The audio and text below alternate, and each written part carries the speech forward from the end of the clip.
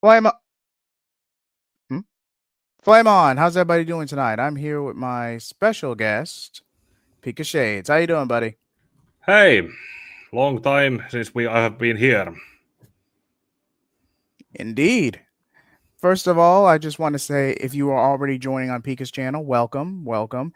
This will also serve as an interlude or in-between piece between his Batman and Robin retrospective. What's up, Robin Willing? How you doing? Hey, Robert. If you have, I highly recommend checking out his content and catching up on that if you haven't already, and then come back to this one. Yeah. But I appreciate you all coming on either way. So, Pika, how about you start us off? Yeah, well, we started to talk about DAMIAN WAYNE retrospective, and mostly also because I have been doing that 4-part comparison review between the Camus movie Batman vs Robin, that I went through the stories and source material that led to that movie, and that video is still coming. But I have also been talking about that there's the third movie, which was the Bad Blood, which also has even more source material than this. So let's talk about this out, and I can also go back to this eventually when I cover those in proper detail, then just talk about it. But Damian Wayne is, as it says right there, the most main topic, not just Grant Morrison's run, but Damian is the focal point. We're doing good, Tevia and Najee. Welcome back to the channel. I know it's been a while, but yeah, I guess we have to. If we're going to start, we have to start at the very beginning. At least the concept of a son of Batman was used as a gag. Well, relatively the equivalent of a gag across the Silver Age and early Bronze Age, or post-Crisis, if you're a DC diehard fan. It wasn't until 1988 I want to say 1988 or 1987. Correct me if I'm wrong. Was the concept taken seriously in an Elseworld, Son of the Demon, which does play into Damian Wayne himself when he's canonized years later, but with a different ending. I will not spoil that story. That is a separate video in of itself. Yeah. But moving on to the present day. We then move on to 2005, 2006, where 2006, somewhere around 1 year later. Thank you. And 2006, where the character was actually taken seriously and debuted in main continuity. And I'll let Pika go ahead and take over for this first part, since this is also his video as well. Yeah. So, as I covered in a video I did 3 years ago, Batman and Son, as it was then, was the beginning of Grant Morrison's run on Batman back in 2006 during the 1 year later after Infinite Crisis. This was a story where after a major incident covering how Batman had mostly cleaned up Gotham more or less after having come back for a year apart, he decided to take a vacation time or some time off in London. In London, okay. So before that, Tim Drake Robin was at the same time adopted by Bruce legally as his son, not as his ward, but as his son. And even before this, Dick Grayson had also been legally adopted as Bruce's son, since he had been a ward, but when he got grown older, they decided not to as a symbolic gesture. It was a symbolic gesture, but also legally they are Bruce's sons and legal heirs. I think the only one that was directly adopted by Jason was still a ward. Then he got his then he ended up coming back and got it. Did he ever get adopted after the fact, or is he still legally dead? No, he's not legally dead. I think Scott Lobdell pretty made in his rebirth run, as it went from Red Hood and the Outlaws to just Red Hood and whatever. After that one point where Artemis and Bizarro were sucked somewhere, and Bizarro and Red Hood and Jason pulled up an assassination attempt on Penguin. He ref from Gotham. Bruce said, "Okay, no need to come back. We're cool, but just don't come back in Gotham." And then Jason came back to Gotham and legally took over the Iceberg Lounge as Jason Todd. Okay, so they did end up undoing that eventually. Sorry if I'm lagging at a certain point. That's why I'm letting Pika take over for this first section. Yeah. So, Yeah. but go ahead. Yeah. But back to this story. Sorry, Bruce. Well, he was trying to find himself as Bruce Wayne and not Batman, pretending to be Bruce Wayne.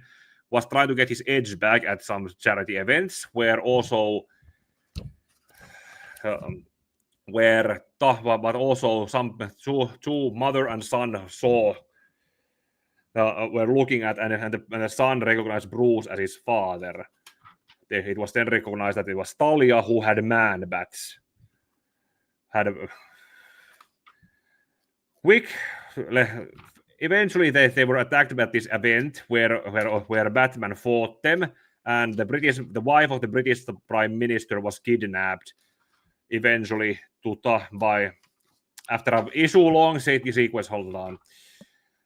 To be come back face to face with Talia, and here there's also this one aspect of the story that Grant Morrison rewrote when the New 52 gave Grant Morrison the chance to rewrite this, like a cosmic retcon to change something of being. I'm just going to read this as it is. It doesn't say it out loud, but you can read between the lines. I remember being drugged senseless and refusing to cooperate in some depraved eugenics experiment. That's all I'm going to say. You can read between the lines. All I have to say on that is that Grant Morrison later went on an interview saying that he/they, I'm respecting his pronouns, he/they did not take the time to readdress or reread Son of the Demon at the time when they got the gig. And if he had, he probably wouldn't have gone that far. Yeah, but then when the New 52 happened, Morrison was given a chance to retcon it. Yeah. And so, at that meeting, Talia took off with the British Prime Minister's wife and left Bruce to meet his son for the first time.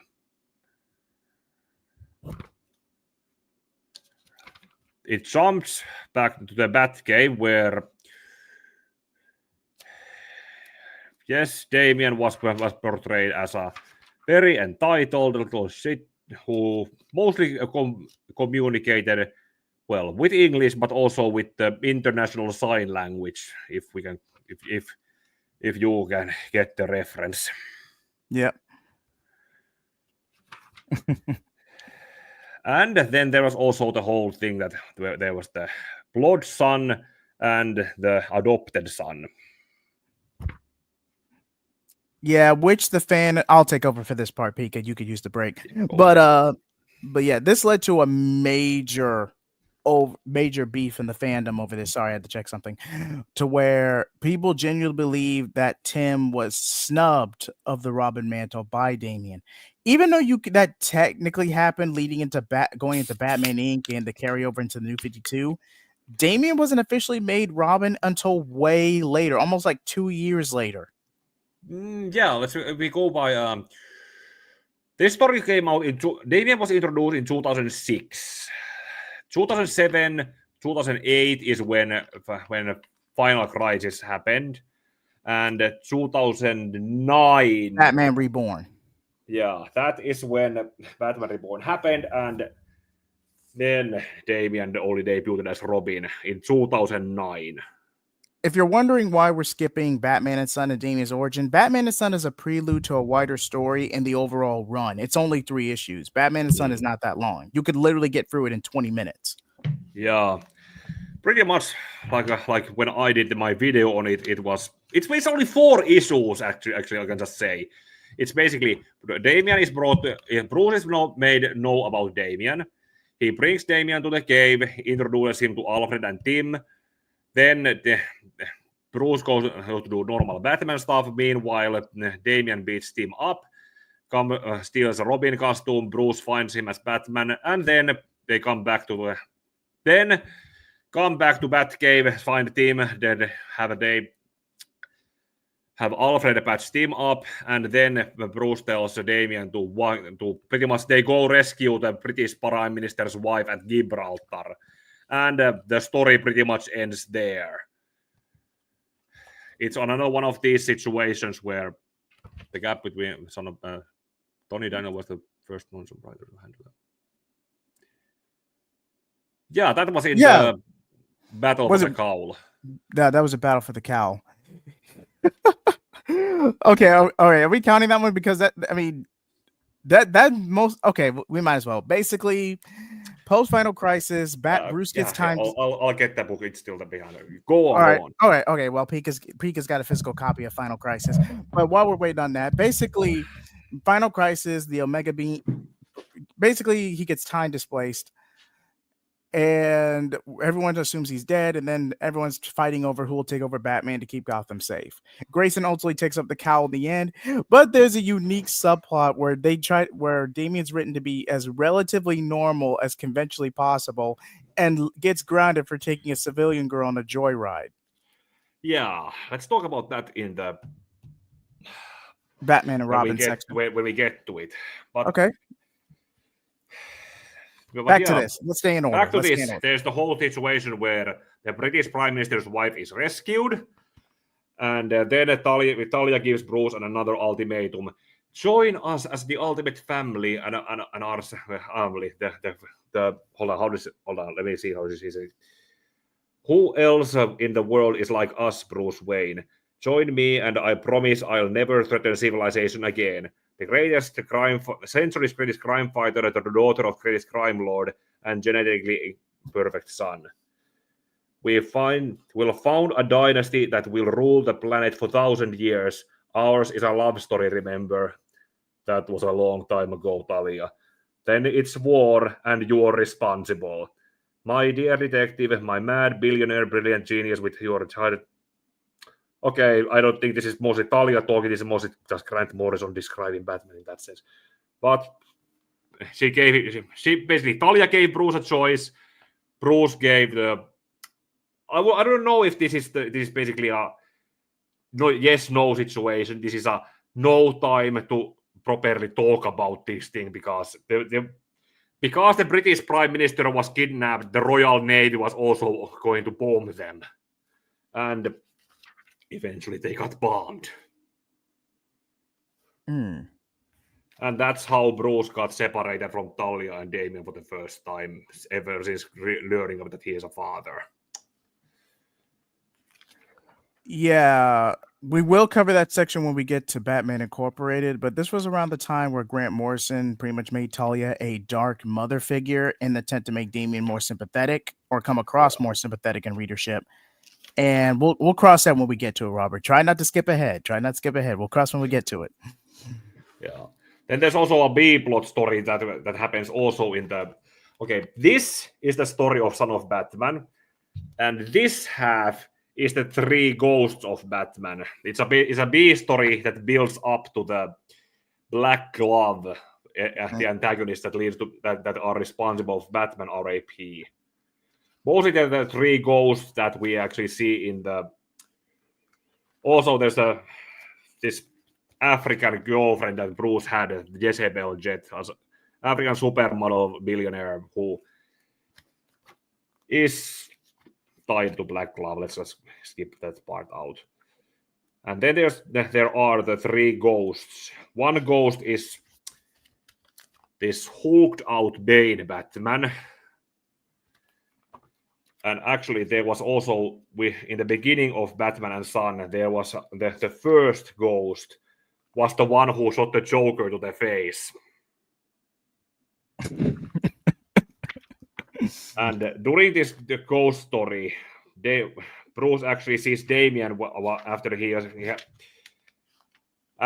the Bane Batman beats Batman up. Bruce barely gets to a safe house at Wayne in Wayne Tower, and there he has one of those brilliant dreams of the gun-toting Batman, Bane Batman, Damian, and then there's the third ghost, but that's not until Black Glove in a different book. And then there's also a flash forward issue story with Batman of Bethlehem, or Batman in Bethlehem, which shows adult Damian as Batman.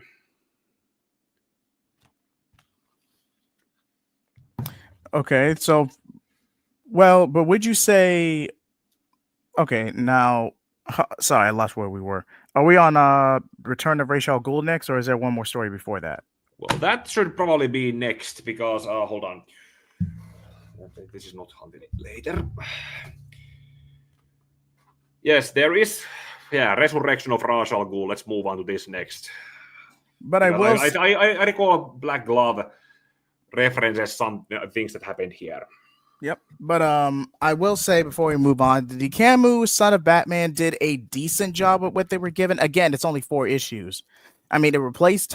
There wasn't really a villain in Son of Batman because Son of Batman and Son is just a prelude to a larger story. So they really could have gotten away with just about anything. Me personally, I would have. We get it, Pika. That was not the best Deathstroke performance of all time. That wasn't even Deathstroke. That was an impersonator. If we get on this rant, we'll be here every bit an hour. Yeah. But anyway, even since because when it came to the Bad Blood movie where Talia was already a villain, she might as well have been the villain she was portrayed as in the Batman and Son. They do try to explain it that she was corrupted by the Lazarus pit, or at least have her be revived by the pit to set it up. But that alone does not warrant it. Talia could have gone off the rails at any given moment. It doesn't matter if I appreciate you using the pit, but that alone does not explain how she goes off the deep end in less than a year. Yeah. Okay, but back to this. Yeah, Resurrection of Ra's al Ghul. It starts mostly with, I think it was an annual issue that was mostly had a framing device where Bruce was as Batman following a lead that was indirectly tied to Talia and Damian, who at the same time Damian was being taught the history of Ra's, mostly like the fact that he was studying to be a physician. He had a wife, and then they were given a patient who was a spoiled prince. This was basically when Ra's found Lazarus Pit. He decided to use the Lazarus Pit to cure the prince, and in the madness that came from the resurrection, the prince killed Raz's wife, and then they blamed Ra's for her death. And well, it was there was an imprisonment that goes talking about very many things, but eventually Ra's came back to his revenge and then set out to become the demon's head. And yeah, Tevia, there was a story, Death and the Maidens, where Nyssa stabbed Ra's to death, and then Batman had him cremated. Oh, okay. Yeah, and then that led to Cassandra Cain getting brainwashed to take over the league at the time. Beechin got screwed over by editorial. Like, he got a chance to fix it later on, but yeah, after that, I would have left the industry too after that fiasco. Yeah. Did Beechin do any other work for DC, or did he leave right after the New 52? Because I don't remember him in anything else. Beechin and Teen Titans, but that was it. But yeah, that was a whole thing. But Batman Beyond, that's an Elseworld, Robert. That's an Elseworld, Robert. But we'll get to it. Get to it. Regardless, this history lesson to Damian was then revealed to be done by the White Ghost, who was preparing Damian pretty much for the purpose of Resurrection of Ra's al Ghul, because they wanted to resurrect Damian with a host body. Race, you mean? You said resurrect Damian with a host body. Resurrect Ra's with a host body, and Damian would have been that host body. Well, they learned about that. Of course, they ran away. And by the time Batman showed up, they had already ran away, and Batman was all, Talia and Damian were here.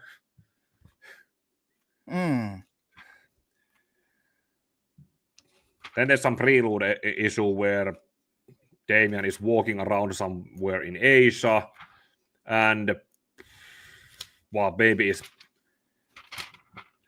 is drugged with some different visions and made to fight against different Robins. This is still before he himself became a Robin. Yeah, he still had. Now it's not. Okay. Adam Beecham did the Hush Beyond. Wait, Hush Beyond. Oh, that tank. Oh. Yeah, we don't talk about that story. No. No. Yeah, that's not.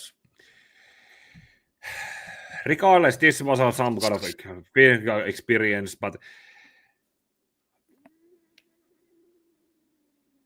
yeah.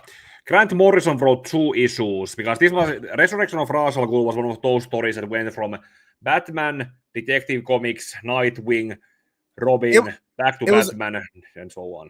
The story arc itself was originally a crossover between Batman, Detective DTC, Nightwing, and I believe Tim Drake's Robin, if it was still active at the time. I think it was still active at the time. It was also the story where it was revealed that Sensei is Raj's father somehow. He used the Lazarus Pit to preserve him, but probably still kind of wonder looking at when you look at this annual issue where he was still shown to still have the physician background as an Arabic man, and Sensei is still an Asian man. That still it makes you wonder the whole. Who traveled where and how much. All we know officially is that Raish is the descendant of one of the original nomadic tribes. But which one has been lost to time. And Sensei might as well have been there, one of them, those nomads. Yep. Okay, then it comes to eventually, Ra's was eventually resurrected in a decayed body or some of sorts, and where is that?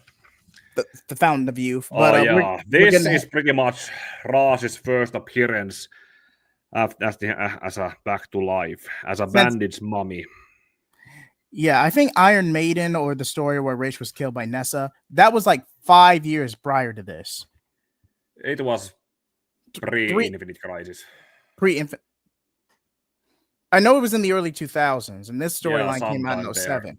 So this could have been anywhere between 03 or 04 when Son of Iron Maiden took place. This could have been anywhere between 03 or 04. Maidens. Death of the Maidens. I knew it was something. Death of the Maidens. Thank you. I'm thinking of something else. But please continue, Pika. I hate to sorry for cutting you off. Please continue. No idea, Robert. I have no idea because I'm trying to look at it even here. There's the. They might have used a ritualistic sacrifice. It was never confirmed in the story. It's not actually even said whose decaying body this is. It was one of those that Raz was still pretty much body hopping from body to body. And it had to be a blood relative that he needed that for the vitality and the connection to the vitality, and so that it won't decay too soon. Because even in this story, there's a point where Batman offers his own body as a host, and Raz says, "What does he say?" It's actually it's also one of those. I prefer someone younger. Yeah, he prefers youth. That's pretty much what he said. And this is where a lot of the Tim versus Damian beef comes from, because a lot of people misinterpret what went down. But it was not a brotherly squabble between Damian and Tim. These two literally hated each other. Yeah, but this is actually the first meeting they had. Tim is hostile because of how their last meeting went, and Damian does not actually care about how their last meeting went. He is running for his life, and he's in pure survivor mode. And then Tim stirring the pot isn't exactly over a beef. Is not exactly helping the situation. Alfred actually tries to calm Damian down, to which Tim misinterprets it and starts a fight right then and there. Yep. Yeah. Meanwhile, Bruce and Talia get acquainted and share notes about Raz having come back. And then the manor is attacked Raided. by raided. Nightwing is called to help, and I don't know what these three were pretty much joke characters as well. That's how they were used.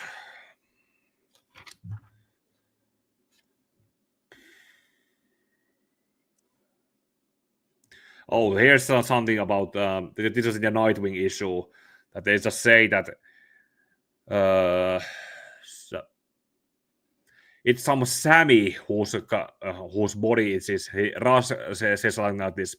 Sammy, you disappoint me so. This body comes undone so quickly. I have lived for lives upon lives, and yet my time runs out. I returned in another's body, but I lack the time to master continued transference. I must reach Nanda Parbat to make preparations for Damian's deliverance. Okay, so they do confirm he's been jumping from body to body via ritualistic sacrifices.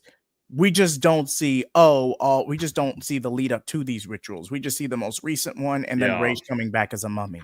Yeah, it's a tell don't show situation. Yep. Eventually, the ninjas were able to overpower Nightwing or overpower Robin and hold on. I'll just make sure. Oh yeah. Those joke women characters. The ninjas pretty much do use the whole don't kill, no kill rules and to poison them so that Nightwing can either get them anti-venom to poison to cure them or let them die in for trying to save Tim and Damian, and so they ended up getting taken.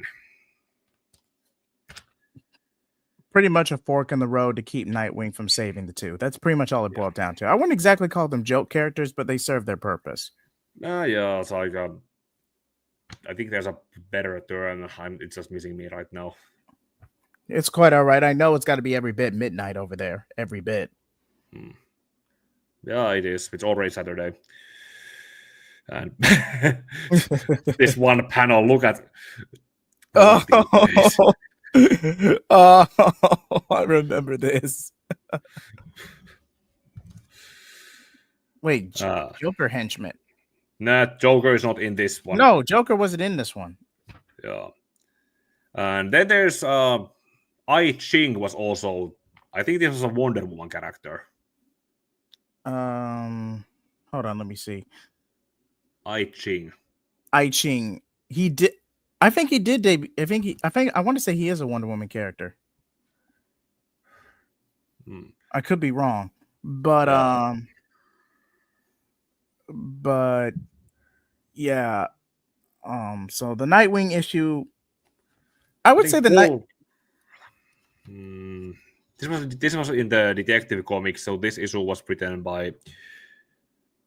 This was Paul Dini's issue, and Paul Dini actually did one of these good moments between Bruce and Talia here, with Bruce cleaning up one of her wounds after one fight incident. Yep, and he did debut in Wonder Woman from the Agent Prince era. This was like the mid '90s. I want to say Agent Prince was the 90s. I could be wrong.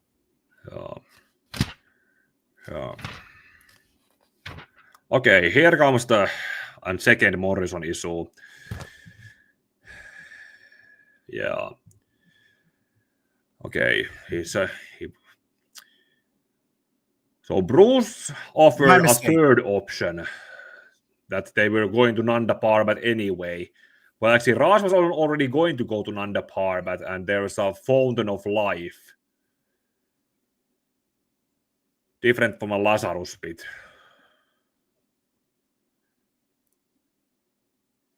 Bruce says here that substitute body would have been perfect if the donor hadn't been given a dose of polonium by...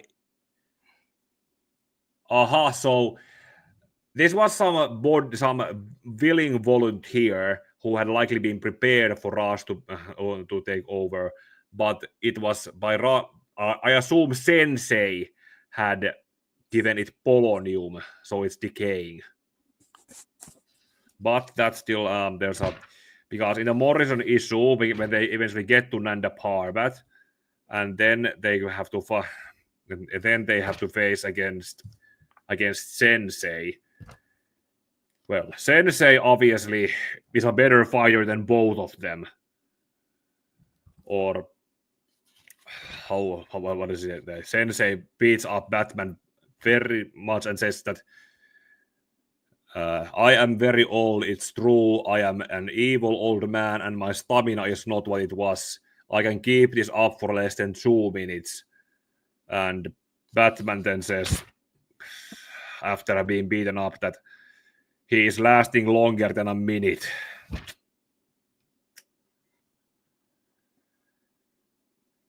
And then eventually Sensei gets pushed into the Fountain of Life. Maybe it has a different reaction since Sensei is not dying.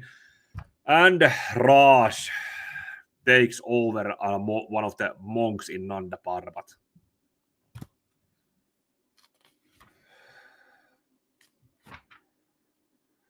Oh, and Batman also fell to the Fountain of Life and his wounds were healed. Yep. Then there's the Robin issue where I think was it? Oh, never mind. There's the monk that Raste took possessed next, and already he is decaying. Yep. For the moment, a mere vessel contains my life essence, but like Sam Tang's body, this husk will soon burn out until... pre-CW Merlyn.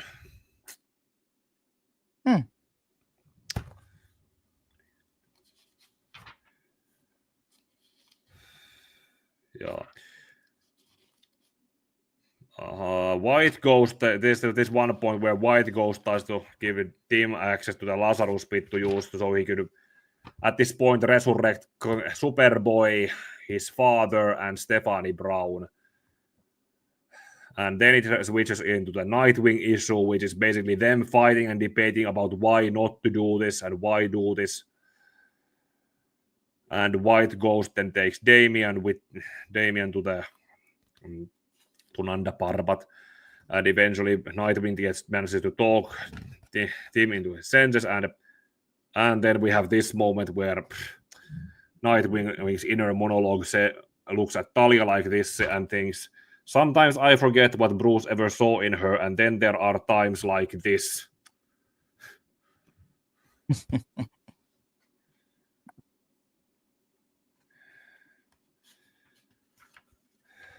Yeah.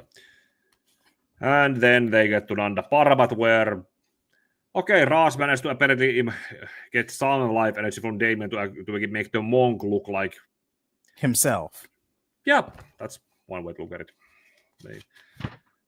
Then Paul Dini wrote this last issue. It's again a fighting issue where Ras's body keeps decaying, and there's this two panels where Bruce literally tells Damian to pick up a weapon because we are at war. And it's going to get messy no matter what. This is war. It's ugly and brutal. Forget any fairy tales your mother told you about entitlement. We are fighting for our lives, understand?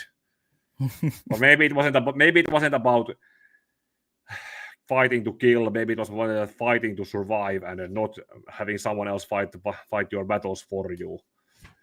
And then there's the whole film. Eventually, there's the point where White Ghost is revealed to be one of Raz's sons, the one who was born as an albino and pushed aside, and Raz lives again in the body of White Ghost.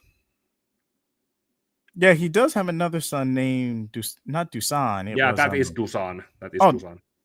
Okay, so or that was Dusan. Okay,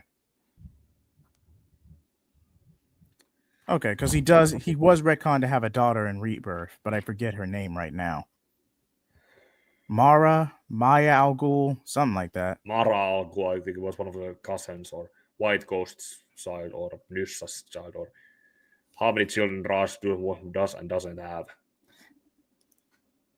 It's not confirmed, but it's not Grayson's Robin tunic. It's Jason's. At least in Batman and Son, he stole the memorial tunic from the Batcave, which implies it's Jason's tunic, and Damian took it as a trophy, but it was never confirmed, at least not in the issues itself. Yeah. Eventually, it gets to where the League fights Batman and Batman's family, and eventually Ramakrishna pretty much eventually comes down to speak to the Mooks and tells them to get the hell out of our house. You wanna fight against each other, fight somewhere else. This is holy ground. Pretty much. And while that was all happening, Talia knocked Damian out and then snuck out so that they were once again taken out. And that's Resurrection of Ra's al Ghul, which apparently happened on Christmas based on this last panel, last page.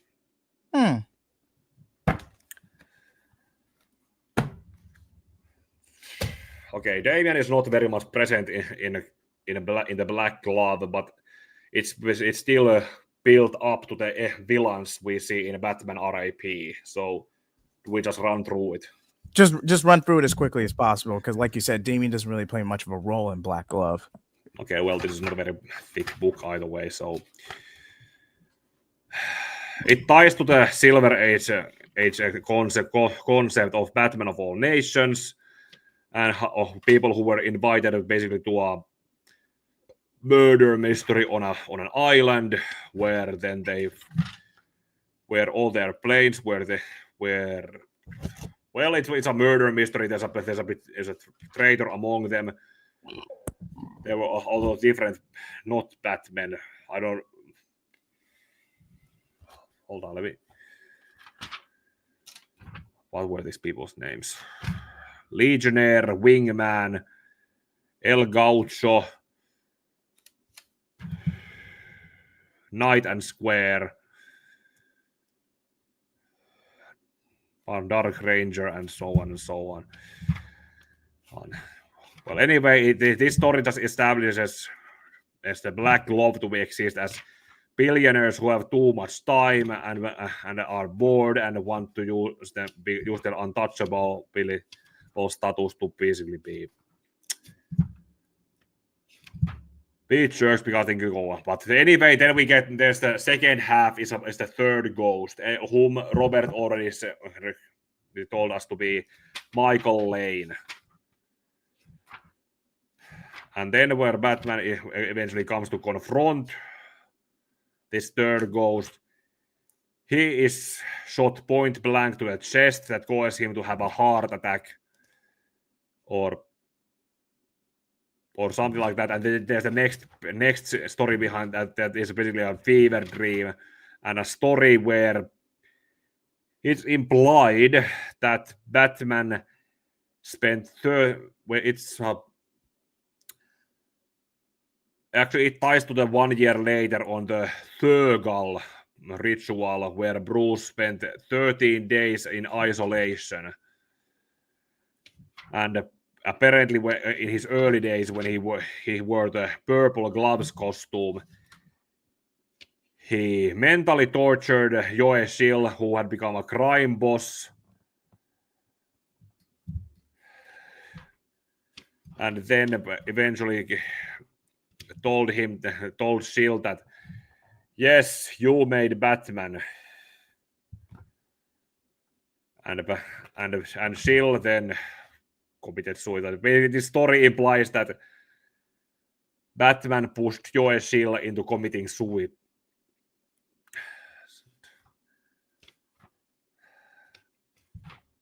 And then there's also some ties to the Batman to the Silver Age story, Robin Dies at Dawn, where Batman took a similar kind of isolation therapy, which was basically held by a doctor that was unnamed, and Grant Morrison decided to make the main villain of Batman R.I.P. We'll get to see him eventually. And then at the end of this story, there's another story where Bruce is on a date with that Jezebel Jet woman. They are attacked when they are at the restaurant by the 10-eyed man.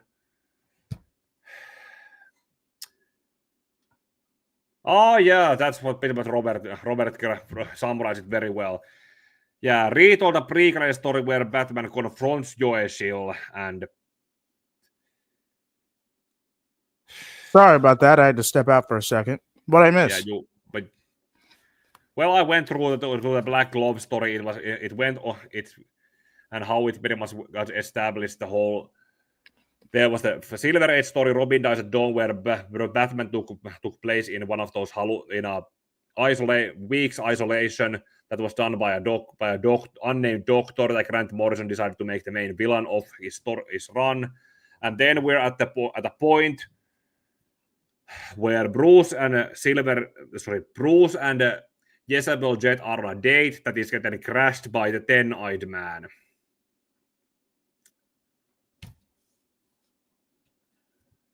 During this fight, Bruce doesn't get to suit up and he fights the 10-eyed man and his people, and Jezebel Jet sees Bruce being Batman without costume and learns his secret.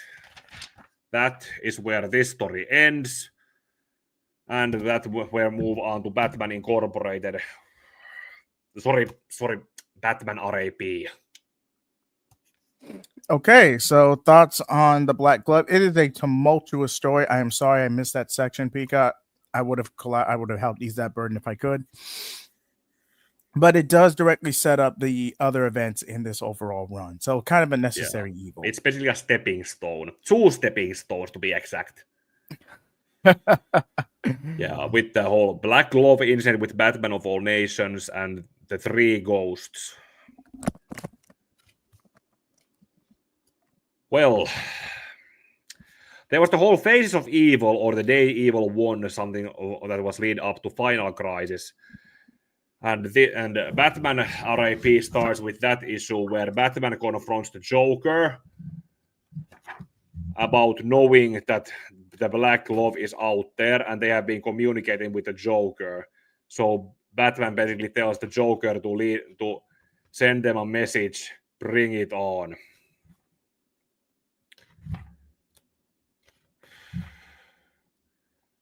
And this story pretty much opens in media res, which actually leads all the way to Batman and Robin.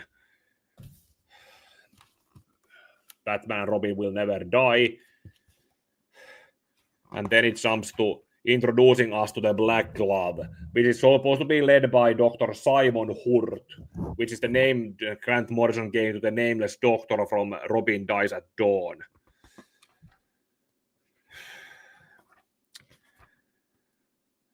They are setting up while Batman and Robin are doing their basic patrol stuff, after which it's established that Jezebel Jet lives with Bruce in the Wayne Manor now, or she's staying over. I don't know which way to go with that.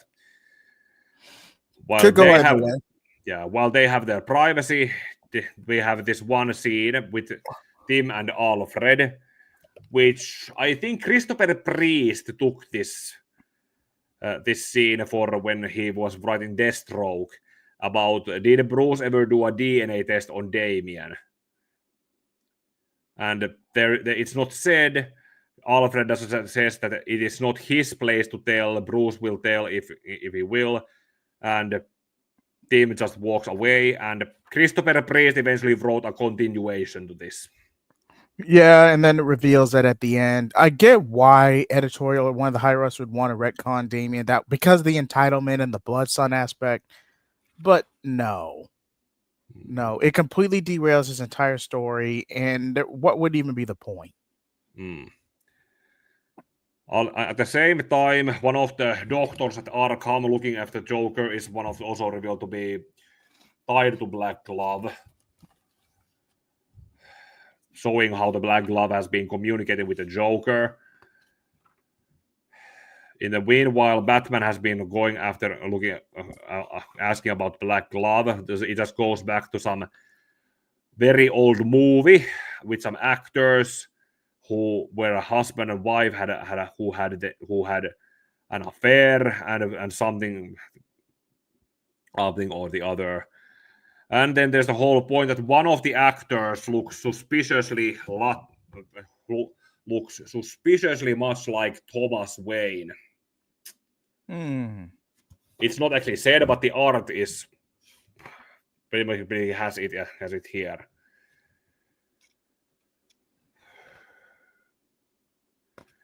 And then there's the whole thing that we have with Dr. Hurt says that what they are about to do is a work of art. They see going after Batman being basically something of an art, a crime of art. All they need to do is push and they have Batman self-destruct. This self-destruction happens when they go, while Bruce has as Jezebel in the Batcave, and all of a sudden the Bat computer starts to play to show message or subliminal message, or actually no, that's not what I have. It gets taken over somewhat weirdly, and in the middle of this scene we have a scene with Commissioner Gordon and I guess this is the mayor. Because there's a conspiracy, actors, and something that an investigation from back when the Waynes were killed, with some private detective who was hired by Martha Wayne's family and mysteriously disappeared. But still, it shows about there was some conspiracy that would destroy the reputation of Bruce and Bruce's parents. Not very a new concept now, but back in 2007, 2008, this probably was more of a new something of a new idea. Excuse me, somewhat, definitely, especially if you played the Telltale games. I wouldn't be surprised if they were inspired by the story. At least the subplot was. Yeah. Eventually, they do the whole push, and Batman starts to self-destruct while the Batcave is attacked.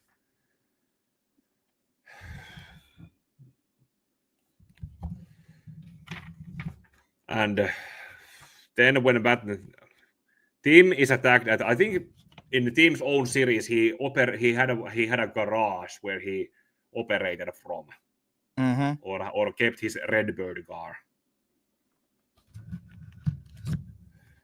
Tim is attacked there, and Batman manages to just barely escape. And then Bruce is found as an amnestic homeless man.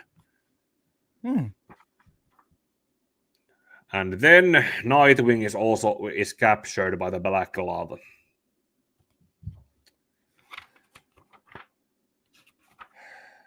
Bruce has been going on this whole issue is basically like a trip. Bruce has been drugged. He has amnesia, and he is given more drugs, and then he is told that the man he apparently spent this whole day with has been dead, long dead.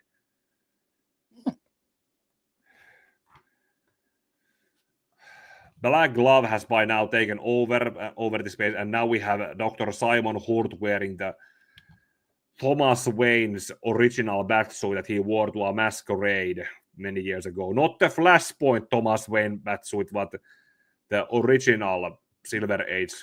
It was a costume party, basically. I want to say Brave and the Bold, the TV show, referenced it in an episode. Yeah, they did.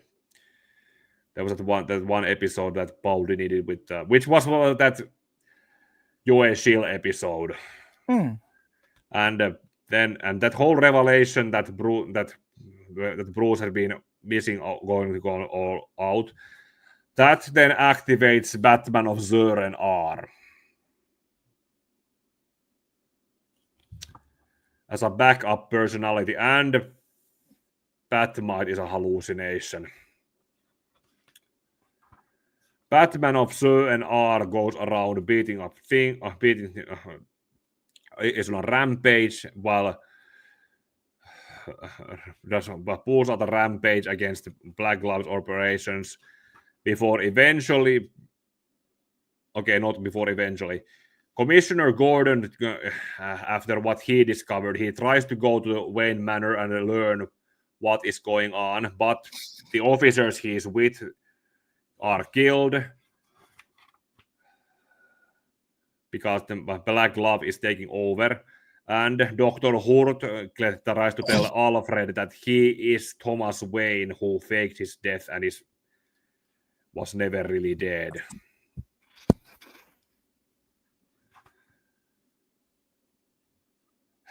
And that one doctor who was revealed to who was looking at the Joker takes over Arkham from Dr. Jeremiah Arkham. A lot of things are happening. We're jumping from scene to scene to scene. This is pretty much Grant Morrison's playbook. If he's not making Silver Age callbacks or reduxes, Grant Morrison. His style is all over the place, especially when we get to Final Crisis. It is a clusterfuck. I hardly ever curse on this channel, but it is a clusterfuck to get through. Yeah. Then the next issue shows Arkham has been taken over by the Black Glove. They have guests to come see how Batman gets undone. They have a fancy dinner party set up.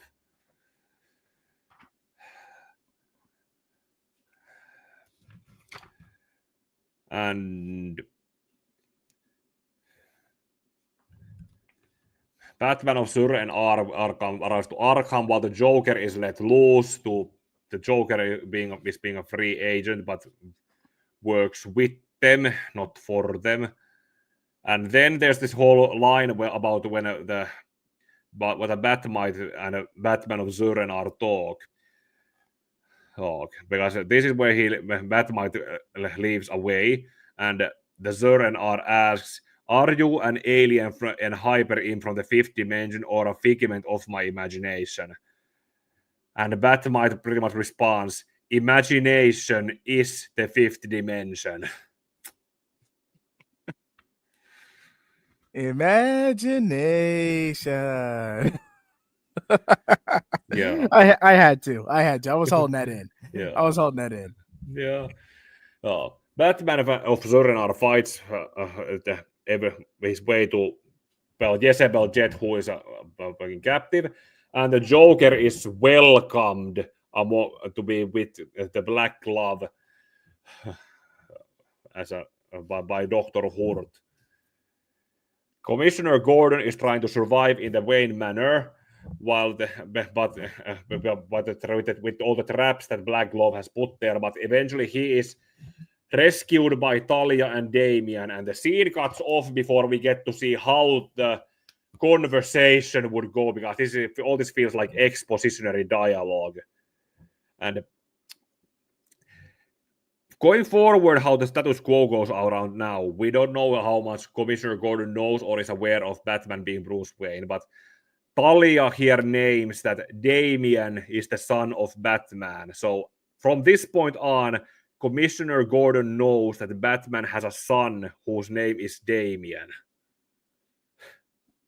Yeah, depending on the version, either God, forgive me. Either Gordon figures it out but doesn't say anything to maintain plausible deniability, or he outright figures it out and just doesn't. It just depends on the continuity we're talking about.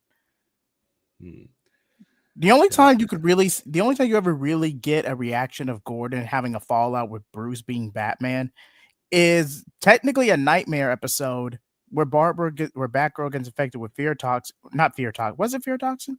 Yeah, it was fear gas. Okay, fear gas. Thank you. The TNBA episode, Over the Edge. Yep, pretty much that one episode. Any other version, either Gordon just doesn't say anything, or Gordon just outright doesn't know. He may know Bruce's identity, but he does not know the Bat family at large.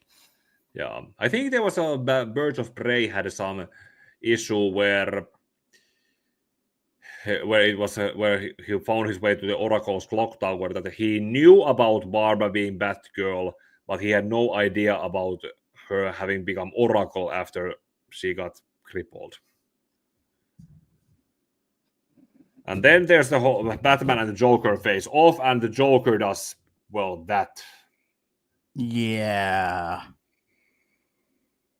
This it was around this time where they tried to make Joker edgy, and I'm just like, Joker is chaos. Joker does not care about anything. There is no reason for Joker to be edgy because Joker is just wants to watch the world burn. There is nothing edgy about that. That is chaos in purest form.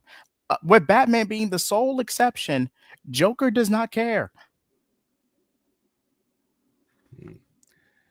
Yeah, and then there's this whole one other point where I think this is also one scene where the Joker should see Batman without his mask. But it wasn't until Scott Snyder's run before the Joker properly acknowledged that Batman is Bruce Wayne.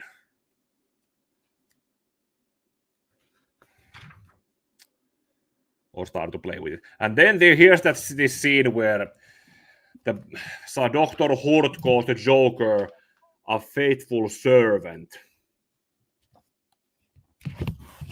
Very poor choice of words. I would do my Heath Ledger impression, but I'm saving that for a special occasion. Yeah. Eventually, at this point where the Batman of Suren R identity apparently switches off, and Bruce is back to the state he was in earlier. And also he clutches onto a piece of radio, which, well, surprise to no one, Jezebel Jet is a member of the Black Glove. Then we get the main sequence where Batman is buried alive, but clearly more clear-headed now than he was before. And then there's also a flashback, which I assume still takes place during 1 year later. Or 52 when it was the year he was gone.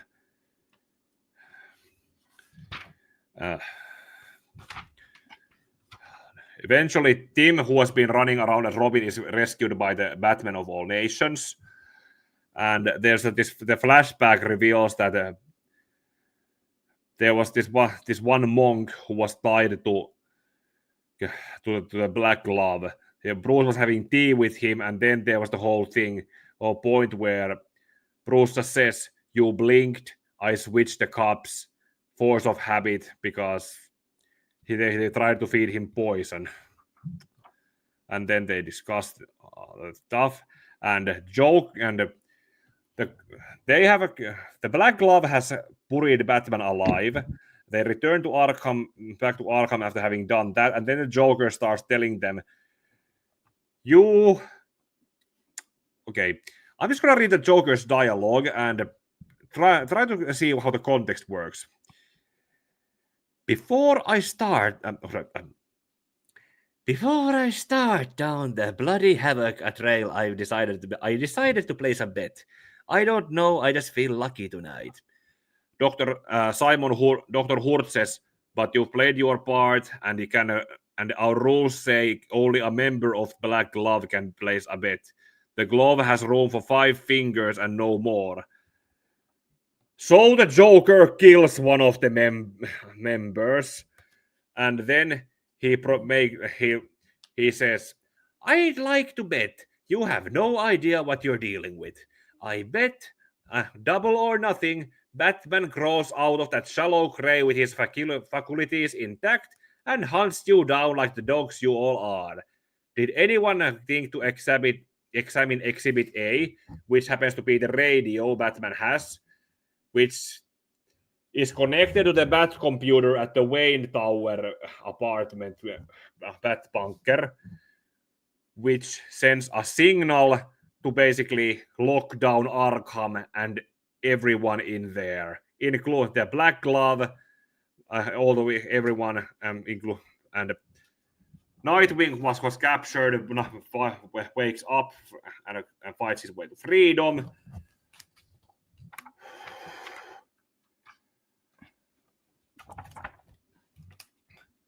The flashback reveals that Batman, that Bruce has learned and known about the Black Glove apparently since before 1 year later, or 52 in general. He gets out of the grave.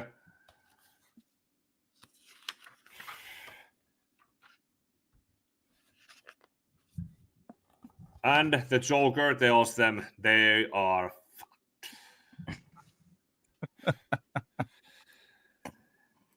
in his parting words, he says, I am saying adieu. Pleased to meet you, admire your work, but don't call me servant.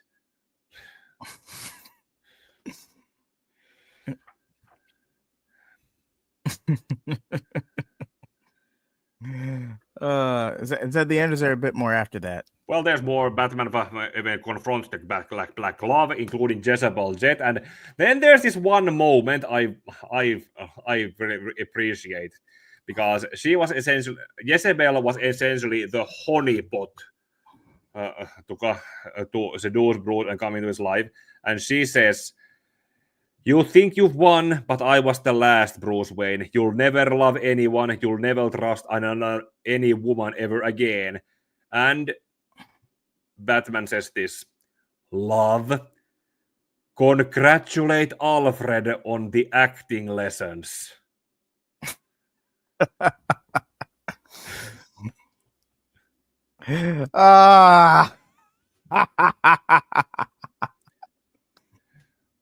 Well, around the same time, the Joker has stolen an ambulance and is fleeing away with it, and then Damian and Alfred driving the Batmobile, crash into it, and the Joker goes off a bridge. That's the last we'll see him until we see him again. Until next time. Yeah. Batman goes to confront Dr. Hurt, who then claims to be Bruce's father, to be Thomas Wayne, and says and goes on a tirade about how they have made certain shocking documents and photographs available for Gotham's media. His mother, father, Alfred, all will be revealed as drug addicts, perverts, criminals, unless Batman agrees to serve the Black Glove and willingly dedicates his life to the corruption and of virtue. Ready to deal? Not now, not ever. Not even for them. Then I curse the cape and cowl and you soon as well. The next time you wear the cowl will be the last. And Bruce is unmasked at this point, so it goes there. Then there's the whole thing with Hur tries to escape with helicopter. Bruce goes after it. It goes down. Boom. Everyone thinks Batman is dead, and Talia says that the League of Assassins will take care of the members of the Black Glove who ran away. Yeah, that's how Jezebel Jet dies. Pretty much. Ninja Man bats. And after that, there are these two tie-in issues which tie into Batman to Final Crisis. How Batman is in the Lotus Eater machine and eventually escapes. And I think, does it say in the... I think it said in the issue, and... Oh, by the way, this is that one issue that has been photoshopped and sent to Jared a couple of times. Oh, that's worth a laugh. That's worth a bit of a laugh. Yeah. Hold on. Well, hey, you guys up for my joining? I'd love to help out. Do you mind a third person adding onto the stream, Pika? Might as well. All right, I'll put I'll put the link in the stream. If anyone's willing to join, this is open segment. So if anyone has the time or is willing to stop by, come on down. Yeah, we still have about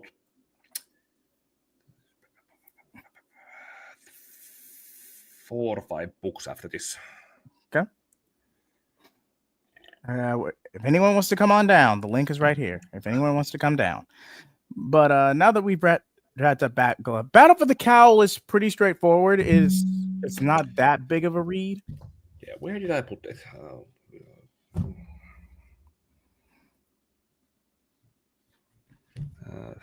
I'll go ahead and start us. Go ahead. Yeah. Yeah, but still, just so we can get it out of the way. Acknowledge from Final Crisis. I'm just gonna skip over to the point.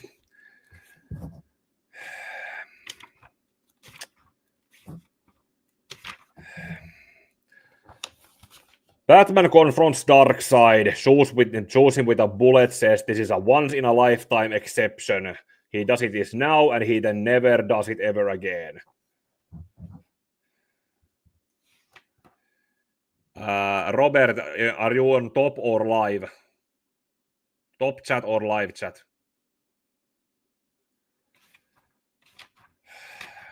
It's in the live chat. Yeah, Batman Robert. is found. Superman carries Batman's remains out of the bunker in Bloodhaven during Final Crisis.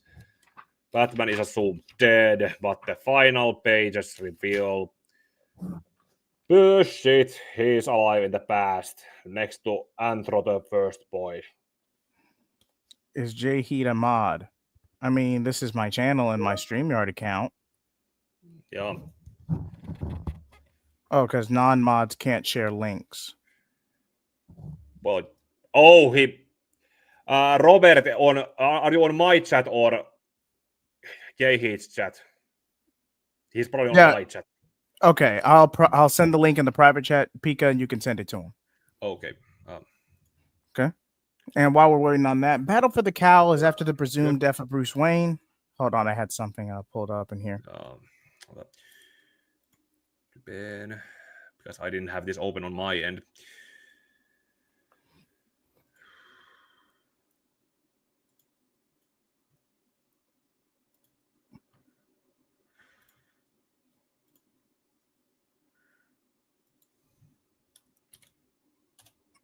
Okay, there, Robert.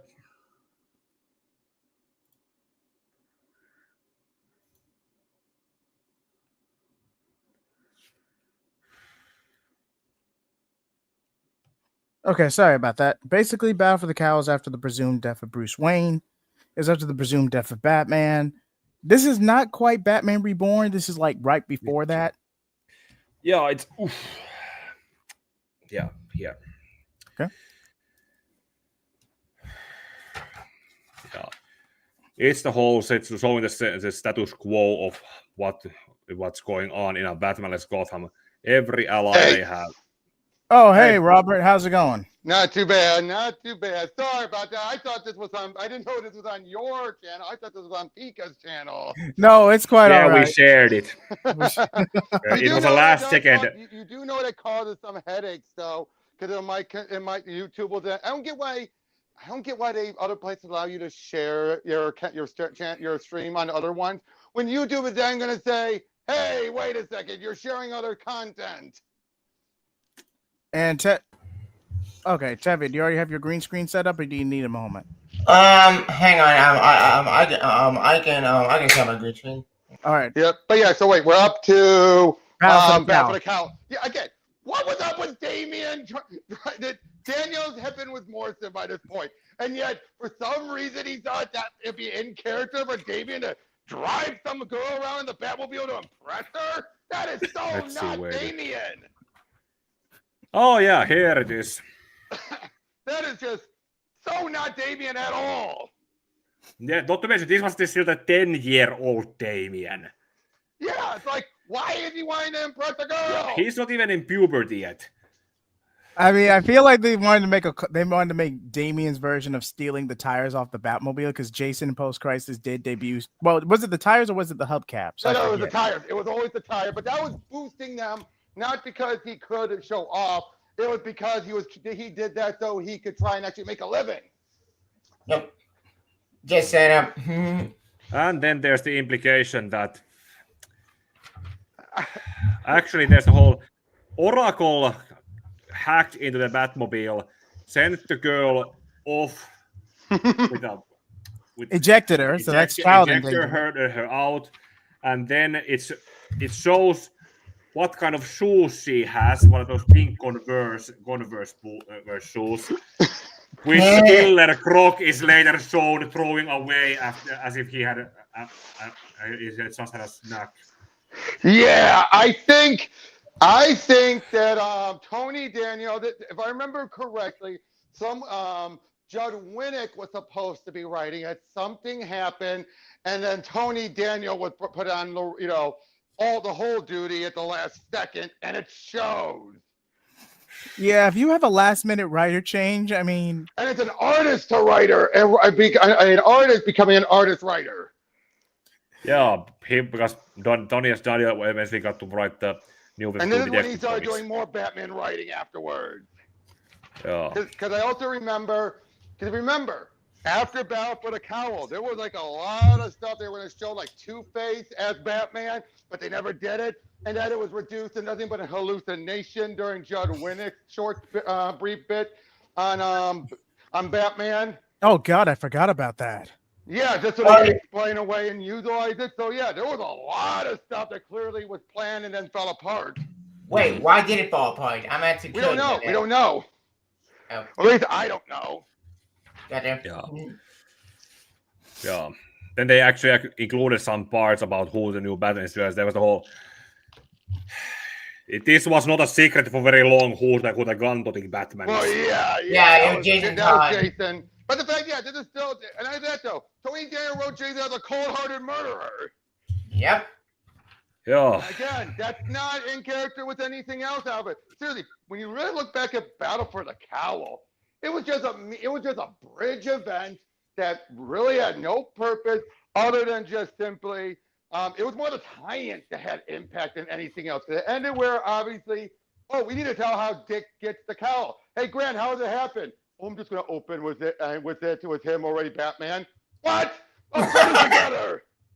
That's but actually it's more of a case of where, I ended with at the end of R.I.P. Dick throwing the cowl. That's how he got it.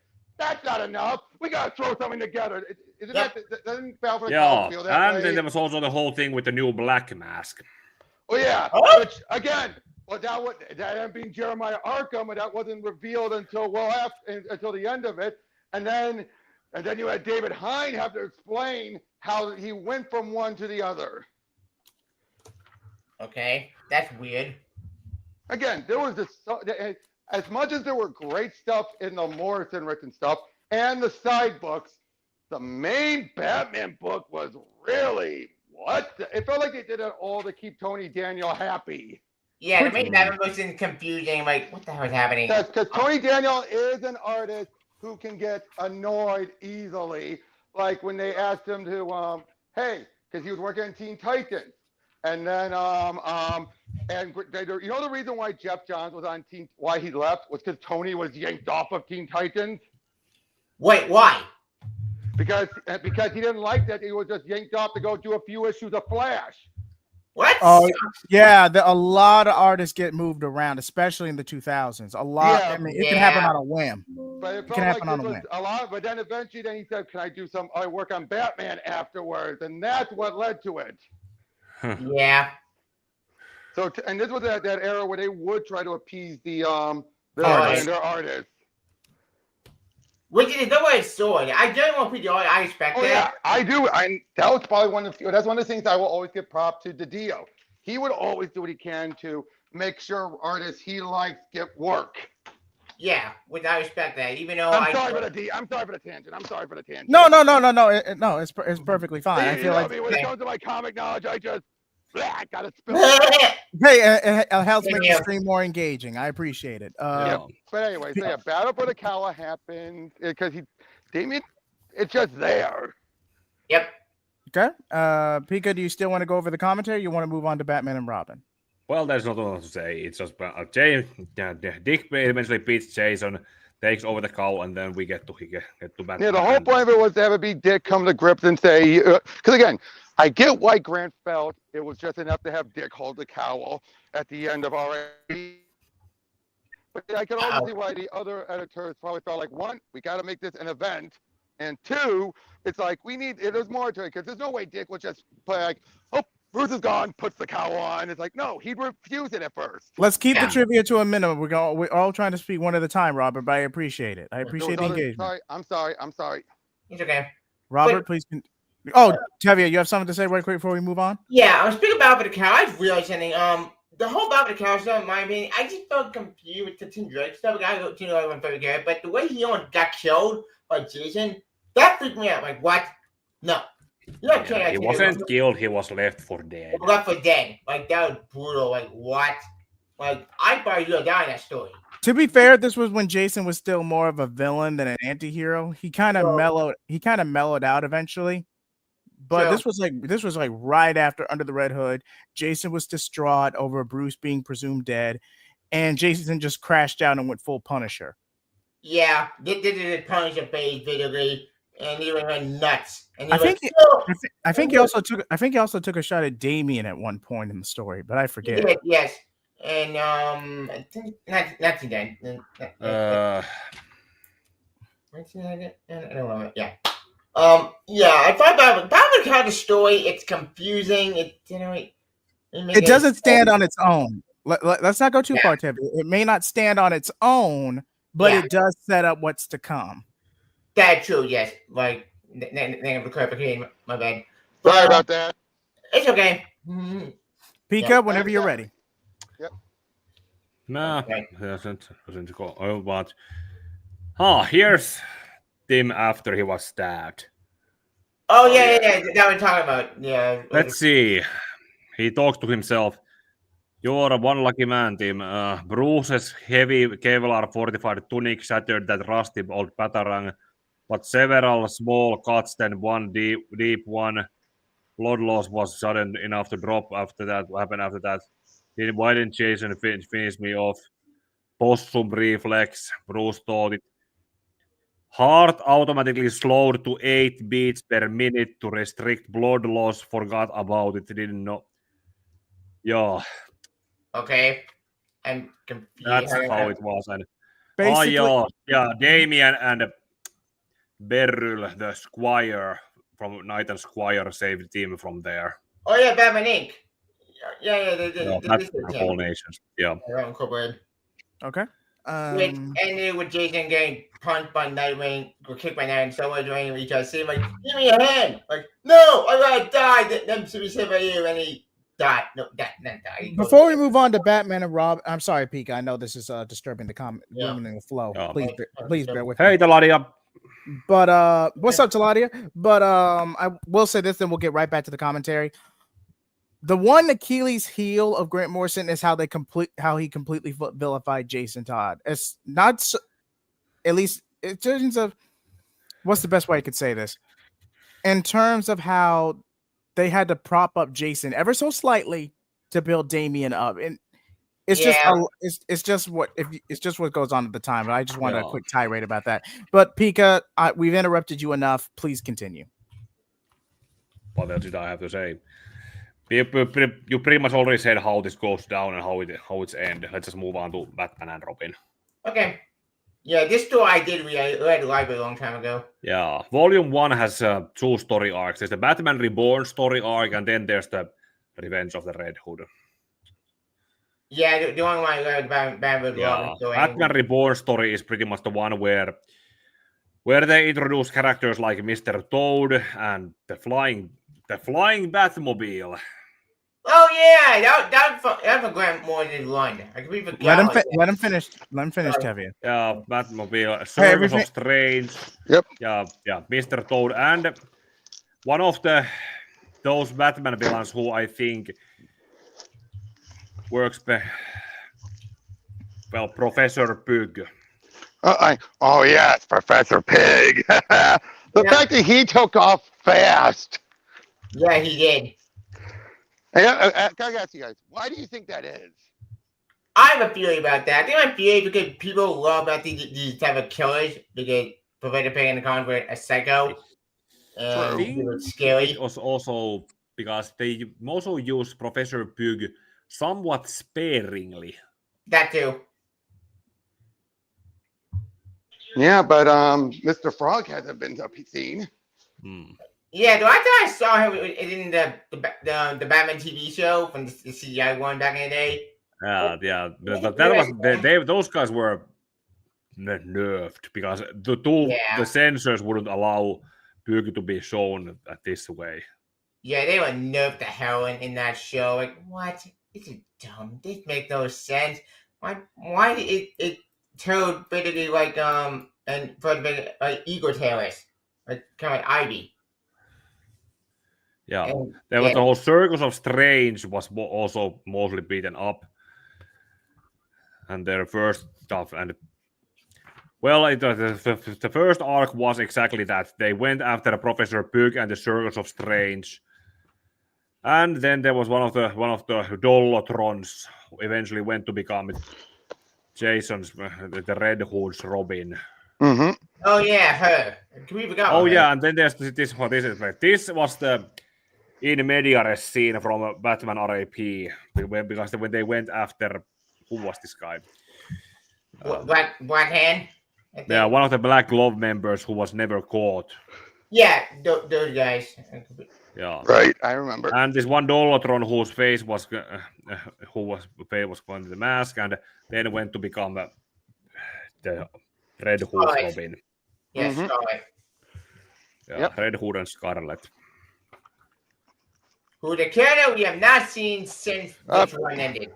That's true. That's true, Tevia. But to be fair, though, that's too tied into the pre-Flashpoint Jason. Let's be honest. There's no real room or reason to bring her back, if we're being completely honest. Yeah, you'd have to acknowledge how he was pre-Flashpoint, and then clearly they've ignored all of that. Yeah. So I thought I saw her was in Convergence, the tie-in. That's what it. Yeah, she's in yeah. Then there's a party sequence in this next story where they show that Damian is public figure now, and the people at least in this party know that he is Bruce's son. True. Yeah, that makes sense. Well, yeah, I think that they kind of had to. And by this point, also, if you remember, at least in the other books, not in Grant's book, but in the other books, Hush had looked like Bruce, and he's still posing as Bruce. Oh yeah, wasn't that set up in Batman? Streets of Gotham. Streets of Gotham, and it was utilized for a bit until Jane Doe removed his face. Oh, Jane Doe, the woman who takes people's skins and wears it as her own. I don't know who the villain is. Wait. Are you saying Professor Pig or Jane Doe? Jane Doe. Oh, okay, I remember. Deep cut. Yeah, she's on the Arkham Asylum, the living hell. Yep. Dan Slott's creation. He did Dan Slott's creation? I know about this. Same with Aaron Cash and Great White Shark and Humpty Dumpty.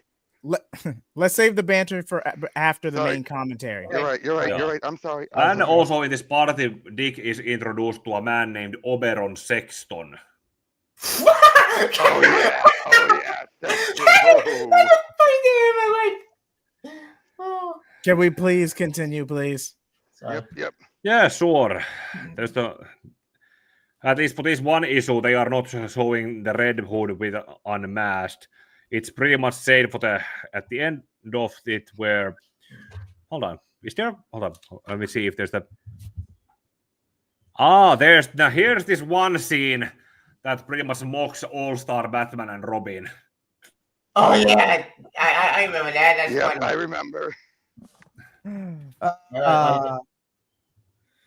Wait, what did it say? Hold on. About Robin costume needing a hood. Like we're going into a fight. One of the first things Batman warned me about when I was started out as Robin was how easily a hood can become a blindfold. And Damian says, "I can fight blind." That's funny. So Morrison's actually canonizing at least that one moment. Yep. It appears so. It is hilarious because also back on the train wreck, but it's funny. Yeah. And then this issue ends with the Red Hood and Scarlet attacking a crime meeting with the Penguin, Batman Robin showing up, and then pretty much, Batman recognizes the voice that, it's Jason. Oh, damn it. that leads up to a more or less fights and points. And oh yeah, Flamingo. Eduardo Flamingo is also introduced in this story. Oh, Pink Flamingo, yeah. Oh yeah, that guy. Is he an assassin in this story? Yeah, the assassin who eats his victims' faces. What? She's a dork. Wait, I don't think- I I'm hate to pretty say sure it that- doesn't. Sorry, I hate to cut you off. I'm pretty sure One Piece had a similar character named Flamingo. Correct me if I'm wrong. I think you're right. He ate a flamingo in that manga. I'll say this. Flamingo is an interesting character, but one that Grant wrote in an interesting way that I don't think anyone's been able to duplicate. I mean, his last major appearance was that Harley Quinn villain award, and even then, yeah, Mark Russell did not know how to write him. Yeah, that Hogan been over to the Yeah, it's like one of those. You know what I mean by that, right? One of those Morrison villains that's like only Morrison could write well, and even then, when you read it, you're like, I don't know how I can write this guy. Agreed. I can't wait him same as way. I can't wait. Jeez. Sorry, I was asking Jay Heat. That's all. Would you agree with that, dude? I agree. Is that a lot of Grant Morrison's concepts can't always be replicated the same way because it's hard to really pin down Grant Morrison's style. But again, let's say let's go through the commentary first, and then we'll move on to then we'll move on. I'm sorry. Well, I'll stay on mute while you go. On another, okay. Then there comes to another confrontation Batman and Robin have with the Red Hood and Scarlet, which they shows them overpowering them. Then they're shown to put them somewhere trapped. But that is where after leaving them into some confinement, that is where Flamingo shows up. Mm-hmm. And it's this situation where it's the whole call this number enough times and webcam turns on. Uh-oh. Cover the fan up once. Yeah, reference to references. Eventually, Batman and Robin managed to get untie themselves, tell the people to get alive. Like literally, when the camera turns on, Batman and Robin say, "Get alive."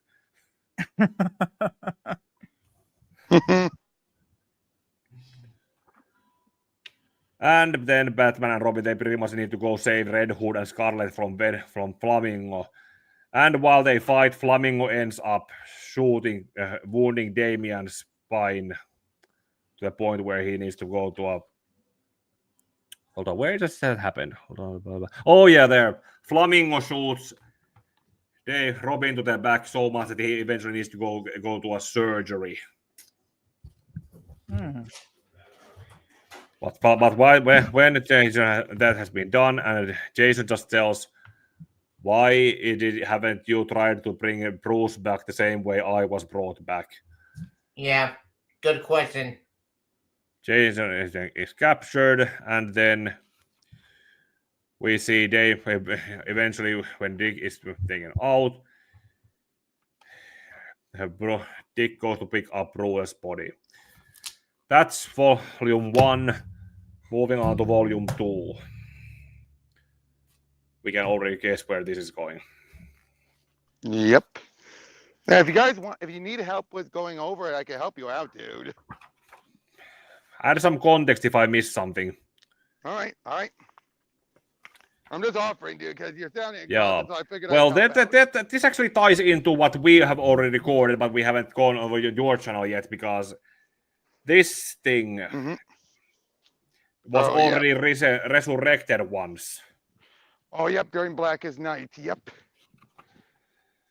And this first issue is, again, one of the unfortunate tropes when it comes to Grant Morrison's writing is that a lot of it is written out of order or with some filler so that it ends on a cliffhanger.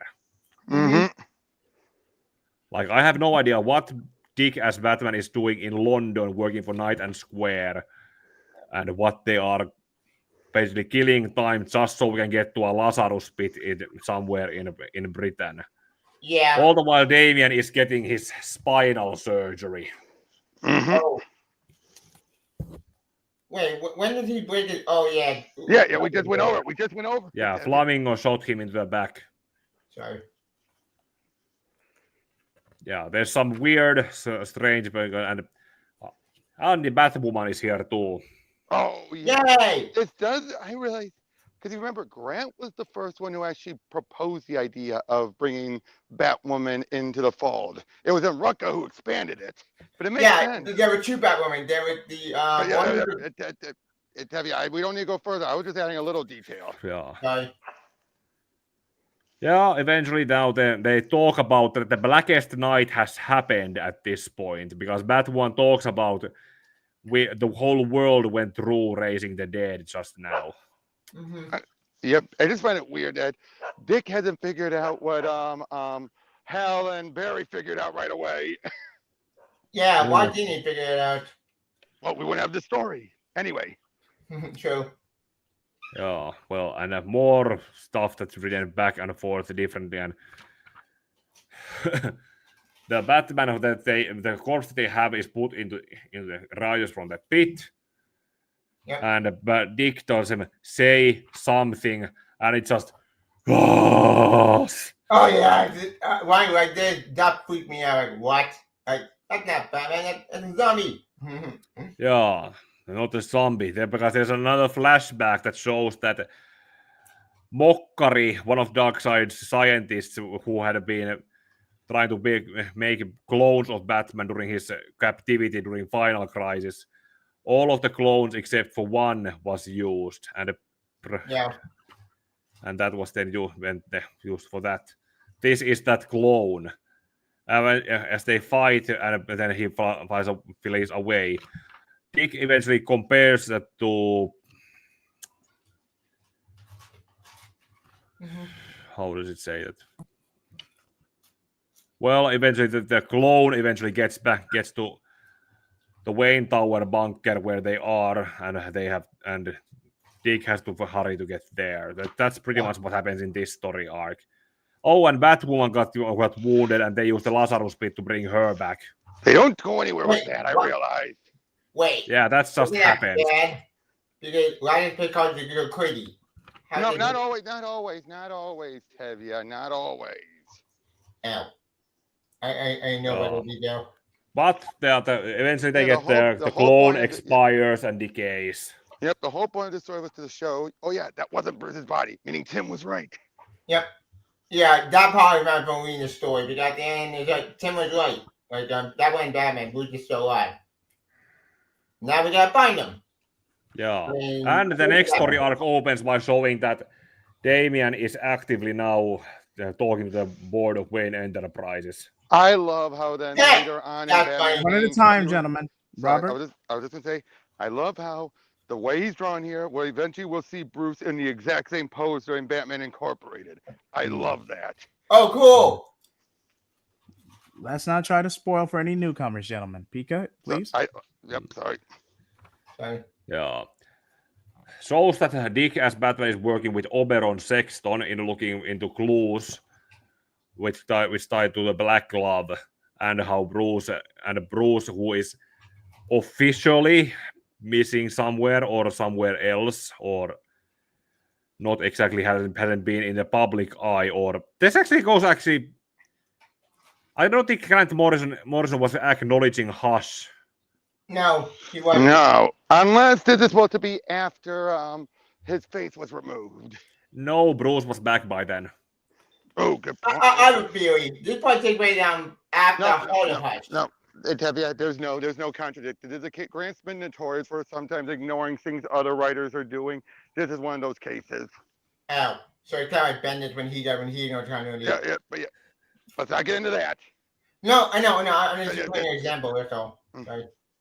We'll save it. We'll save any lingering comments towards the end. Yep. That's right. I'm trying to get back on track. Sorry. Yeah. Then they look into the whole thing about with the Wayne lineage, and they look at all these different ancestors, including pointing out that there's a gap between one ancestor missing. Another Thomas Wayne, who was living in the 1700s. Led a rather distinguished sect of devil worshippers. Yep, I believe that tied into a different Batman story from another writer that Grant decided to jump onto. No. This next to the Return of Bruce Wayne miniseries. No. Caveat. I'm just making a little side comment, but no. Yeah. Well, I'll explain it later. Okay. Yeah. Well, eventually Oberon Sexton is then attacked by new members of the Black Glove and has to go all the way to the Wayne Enterprise. Then there is Wayne Manor lands. And then there's a flashback about how when Damian was given his surgery, Talia was talking about him staying home and not going back or something or other. I'm just paraphrasing this. But that is used as a context for why suddenly when they are looking into clues in the manor, Damian suddenly picks up a sword and is about to use it against Dick when his back is turned.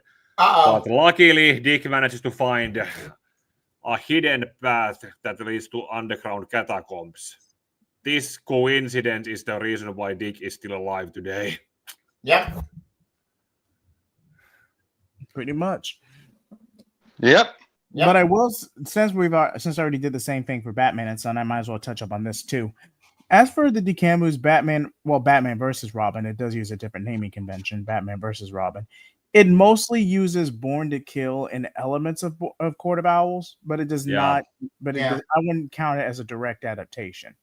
It's not. That video is still a work in progress. Okay, I didn't know whether or not you had set that up.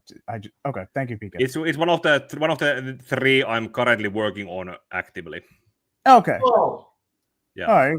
Yeah. All right. I said which three, and in the premiere I had today. At the end of that, I said which 3 videos I'm working on actively next. Okay. All right. Unintended. Yeah. Go check that out later if you haven't already. Yeah, unintended plug there. All right. Yeah. Pika, please continue. Yeah. Simon Hort is established to be coming back during this arc also, while Dick, but also Black Glove is after Oberon Sexton, and he and Damian have to fight together. Mm-hmm. And then there's a moment where Damian notices that Sexton, who is supposed to be British, his accent is fake, and he is not who he claims to be. And Damian actually asks if Sexton is Bruce in a disguise. Well, it's not. But then Dick manages to come out from one of the crypts carrying a box, which he unfortunately ends up dropping when Damian attacks him again. And it is revealed that they put something in him during his spinal surgery, and Talia has hired Deathstroke to be the remote controller of Damian now. Can I say one thing very quickly? This made a lot of sense. You would not expect Grant to bring in Deathstroke, but it makes the most sense. Mm. Yeah, because Deathstroke will be the one who take control of Damian when Brian and Talia puts the assassin. Yep. That's all I want to say. Yep.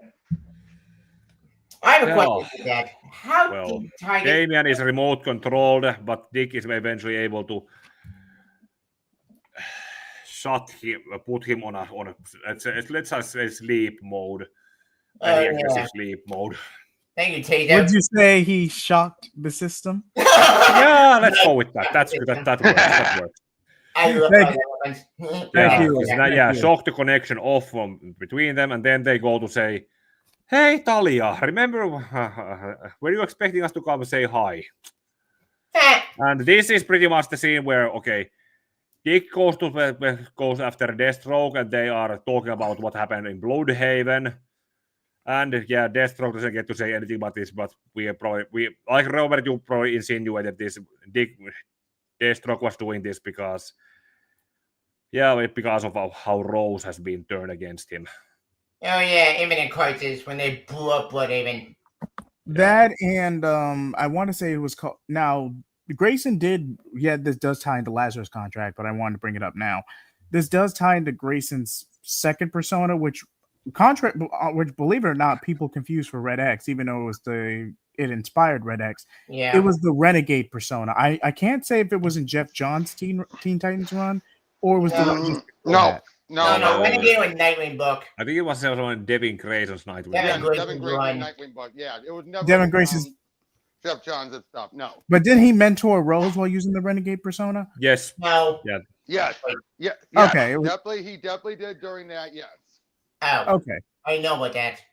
Okay, I thought that was connected to Titans, Yeah. but it was. But Devin Grayson. while Dick is doing Okay, having that talk with Slade, we get to this scene where Talia pretty much disowns Damian as her son by revealing that she is growing a clone as a new Oh version. no! I know what he's Yep. doing. Heretic. God damn it! Save the rant, Tevia. Sorry, it's not rant, but It's I still can tell. no spoiler. Well, Like, it's- Yeah, hold they on. leave out there. The Black Glove is coming to Gotham, but while that is happening, Dick and Damian and Alfred go back to their caves that they can now that they found down there, and from there they find millennia or millions of years or how many years old remains of Bruce's cape and cowl that he wore when he was held captive by Darkseid. Yep. Yep. Back in time. Hold on, I'm just now noticing. Najee, I am so sorry, man. Hey, Oh, hey, hey, how- Nancy. hey, How buddy. long were you back there, man? It's been a while. Oh my God! Listen, I'm so happy. Listen. I haven't seen you guys in a long time. JD, I'm about to talk to you about a collab video. Okay, Okay, okay. well, Let's get through the commentary and the Let's just collab, do and that then you for and I you. can set something up privately, Najee. Okay. Okay. Okay. Pika, please continue. Yeah. Well, since they find that cape and cowl, they alert the Justice League, but then this story arc ends with Dick as Batman going to meet up with Oberon Sexton again, with police also there. Yep. And then it's Dick. He pretty much tells Sexton that the Domino Killer, who has been killing the old members of the Black Glove, one of the oil sheik was killed with peanuts in a restroom. A cardinal was strangled with a dog collar. A newspaper tycoon had a heart attack with a young mistress when rushing an alligator. And what do all those four have in common? They all take sense to Black Glove. No, They're all those jokes. Yep, Oh, they are all jokes. Joker, of course. Oberon Sexton was the Joker. Of course. He was the Maximum Man and everything. That makes sense. Mm-hmm. Yeah, he has been going after the Black Glove using this identity. And okay, which should we go next? Volume 3 or Return of Bruce Wayne? I think we're trying to Bruce Wayne we should do because No, Third Bruce Wayne, Damon wasn't even in it, so we can just summarize well, yeah, that. take the next. Okay. All right. Okay, let's leave that for some other stream. Volume 3. This one I have a soft cover. Yep, I'm sorry. I just want to point that out because Damien's not in it, so yeah. Okay. It works as Yeah. a companion piece. Maybe we can do a follow up Yeah, where. Yeah. Yeah, maybe. Yeah. Okay, this I mean, was if you has. want to do, you guys want to, you guys can do it. I just All right, point that out. okay. Okay, all right. You know what? For Pika's sanity, let's just go ahead and put it to a vote. Raise your hand or say here if you want to do Return of Bruce Wayne. Me. All right, that's 2. Najee, yes or no? Sure. Oh my. All right, that's 3. And for those who want to skip straight to Batman and Robin, Volume 3. None of- Well, yeah, I would say I'm more in it for we can do Batman Robin. I didn't want to skip it. I was just pointing that out since that's the theme of the stream. skip Return of Bruce Wayne 2, Batman and Robin Volume 3. Oh, that's what I meant. That's what I meant. Okay. Pika, you have the final vote. It's 2 to I'm 2. not voting, but it's okay. I'm just gonna run through the 1 or 2 sentences. Okay. Okay. The Return of Bruce Wayne has 6 parts. Mhm. Part 1, Shadow on Stone, features what happened to him after after the final crisis when he woke up in the Stone Ages. And this is told mostly from the caveman's point of view. We don't understand, get any of Bruce's inner monologue or his exterior or his commentary on anything he is here. And then there's Vandal Savage. Yep. Makes sense. He was from that far back. Vandal Savage leads the Caveman. Bruce manages to defeat him with what he still has on the utility belt he was carrying on himself. Then he jumps down a waterfall and comes out in and Superman, Green Lantern, Rip Hunter, and Booster Gold are looking for him. Yep. But they just missed him because Bruce is now in the era of the witch hunts. Oh. Fighting this thing. What the heck is that thing? Okay, it's named later. Okay. Regardless, he is found by this woman who treats his wounds, and apparently they went from Stone Ages to future enough that they speak similar enough English. Yeah. And Superman is drawn very poorly on this panel. Yeah, he looks not human. Wasn't his Fraser Irving artwork, I think, or? Yeah, it's Fraser Irving. Yeah, he hit and miss. I still remember him doing that dopey Peter Parker face, but yeah. Fraser Irving also did the first 3 issues of Volume 3. Oh yeah, he did. Oh yeah. Yeah, Witch Hunt era is another one of the, who was that, Mordecai Mordecai Wayne who led the witch hunts. Oh. And Bruce is told to be one of the other, who was that? Malleus. No, Bruce is supposed to be Mordecai Wayne, and that is his. And there's this other Wayne who was also hunting this brother Malleus. Yeah. Yeah. And while he's also been here as an amnestic man, thinking he's there, because his woman took care of him, they have a short relationship. Yeah, that makes sense. But then it turns out that the original Mordecai Wayne or some other Mordecai Wayne who was supposed to be here, Annie had killed him, and she had then given his clothes to Bruce. Of course. And then the monster appears again when they retrace Bruce's steps. Bruce sends her out to get help, but of course they don't listen to her because this is the witch hunts. Yep. She is burned at the stake, and that's what it is. The witch hunter is Nathaniel Wayne. Damn, that's brutal. And she curses him and all his skin, which unfortunately includes this man she loved for a short while. Yeah, aka Bruce himself. Oops.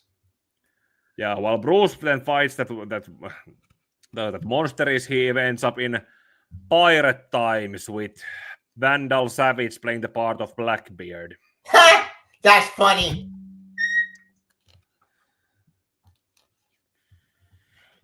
I love that so much. Yeah. There they are supposed to find a treasure that is going to be in what will be the Batcave, and that is supposed to be some pirate cape and coal.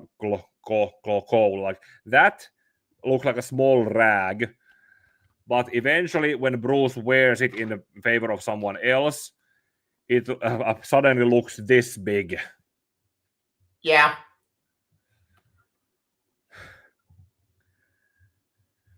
Oh, and meanwhile, Dick and Dave. Here's the few scenes where Damian and Dick are. They are now going to the bunker in Bloodhaven to see where Bruce was held. And the Justice League is talking about how Batman is supposed to be coming back, but how he is going to be coming back. Yeah. Then after this scene where Bruce helps defeats them, he finds he left his utility belt to the Stone Age, and it has been stood here for hundreds of, if not millions of years, and it's apparently he can still use them in the next issue. Because of course he can. Question: how did that thing survive hundreds of years? I have a question about that. It's Wayne. I just called out to that fringe logic. Right. Yeah. David, it's simple. Batman made it. Yeah, that makes sense. And then, All right. not exactly the Old West, since Gotham is on the East Coast, but this is supposed to be a Wild West issue. Yep. We got to love that issue. It's kind of fun. Oh, some family is murdered. The widow of the family just prays for an angel, and Bruce shows up. This is another one of those issues. No inner monologue from Bruce. Nothing from Bruce's perspective as he goes through this. This just Bruce just happens to be here. Yeah. And Jonah Hex is hired to kill him. Wait, why? Because apparently They need a bounty on her. Yeah, the widow prayed for vengeance. Bruce showed up. He has been doing what he has been doing, and then the people who they went after and that's probably also again Vandal Savage. Of course. According to DC Wiki, that is supposed to be Vandal Savage who hired him. Yes, it is. And then there's that 1700s Thomas Wayne who led a devil worshipping cult. Yep. God, the page look weird. They look so weird.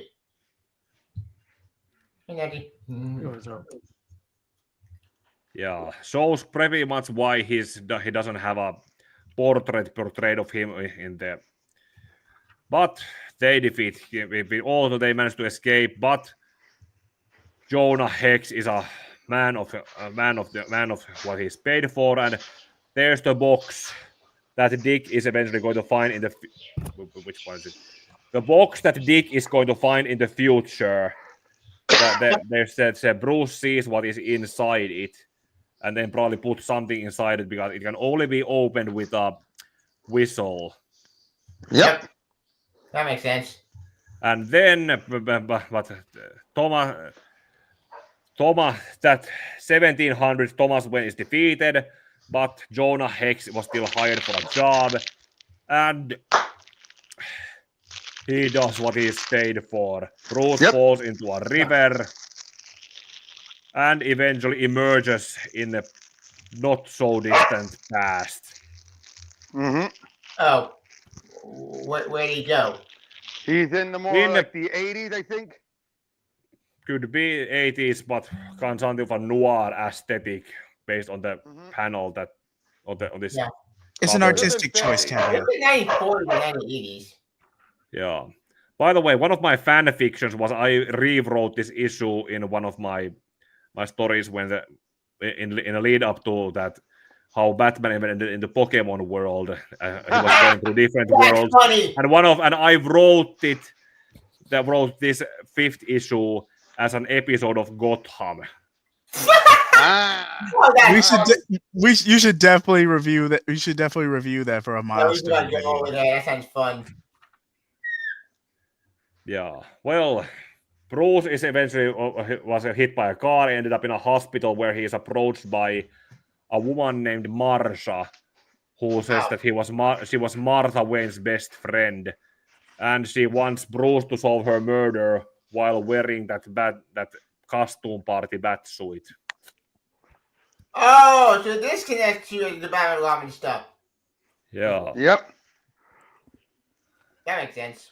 Yeah, but now actually this is actually discounting the witch hunt issue. Now we actually get some dialogue from Bruce commenting about his situation. Yeah. And then he's also carrying some book that he has written that.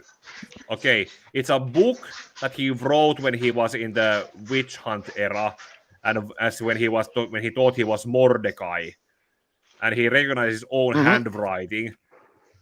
Yep. But then now it's revealed that Marsha hires Bruce as an unknown nobody to investigate Thomas, Martha, and everyone now that they have been murdered. And pretty much this establishes that the investigator who had picked up all those documents that Commissioner Gordon was talking about with Mayor, Bruce was that investigator. And he disappeared because, of course, he didn't stay in the past for very long. Yeah, he thinks on the murder, like, it all makes sense now because he affects the future. Like, going back in time. Yeah. Oh, and hey. What? Willowwood. Ah. The same place where Lincoln March grew up.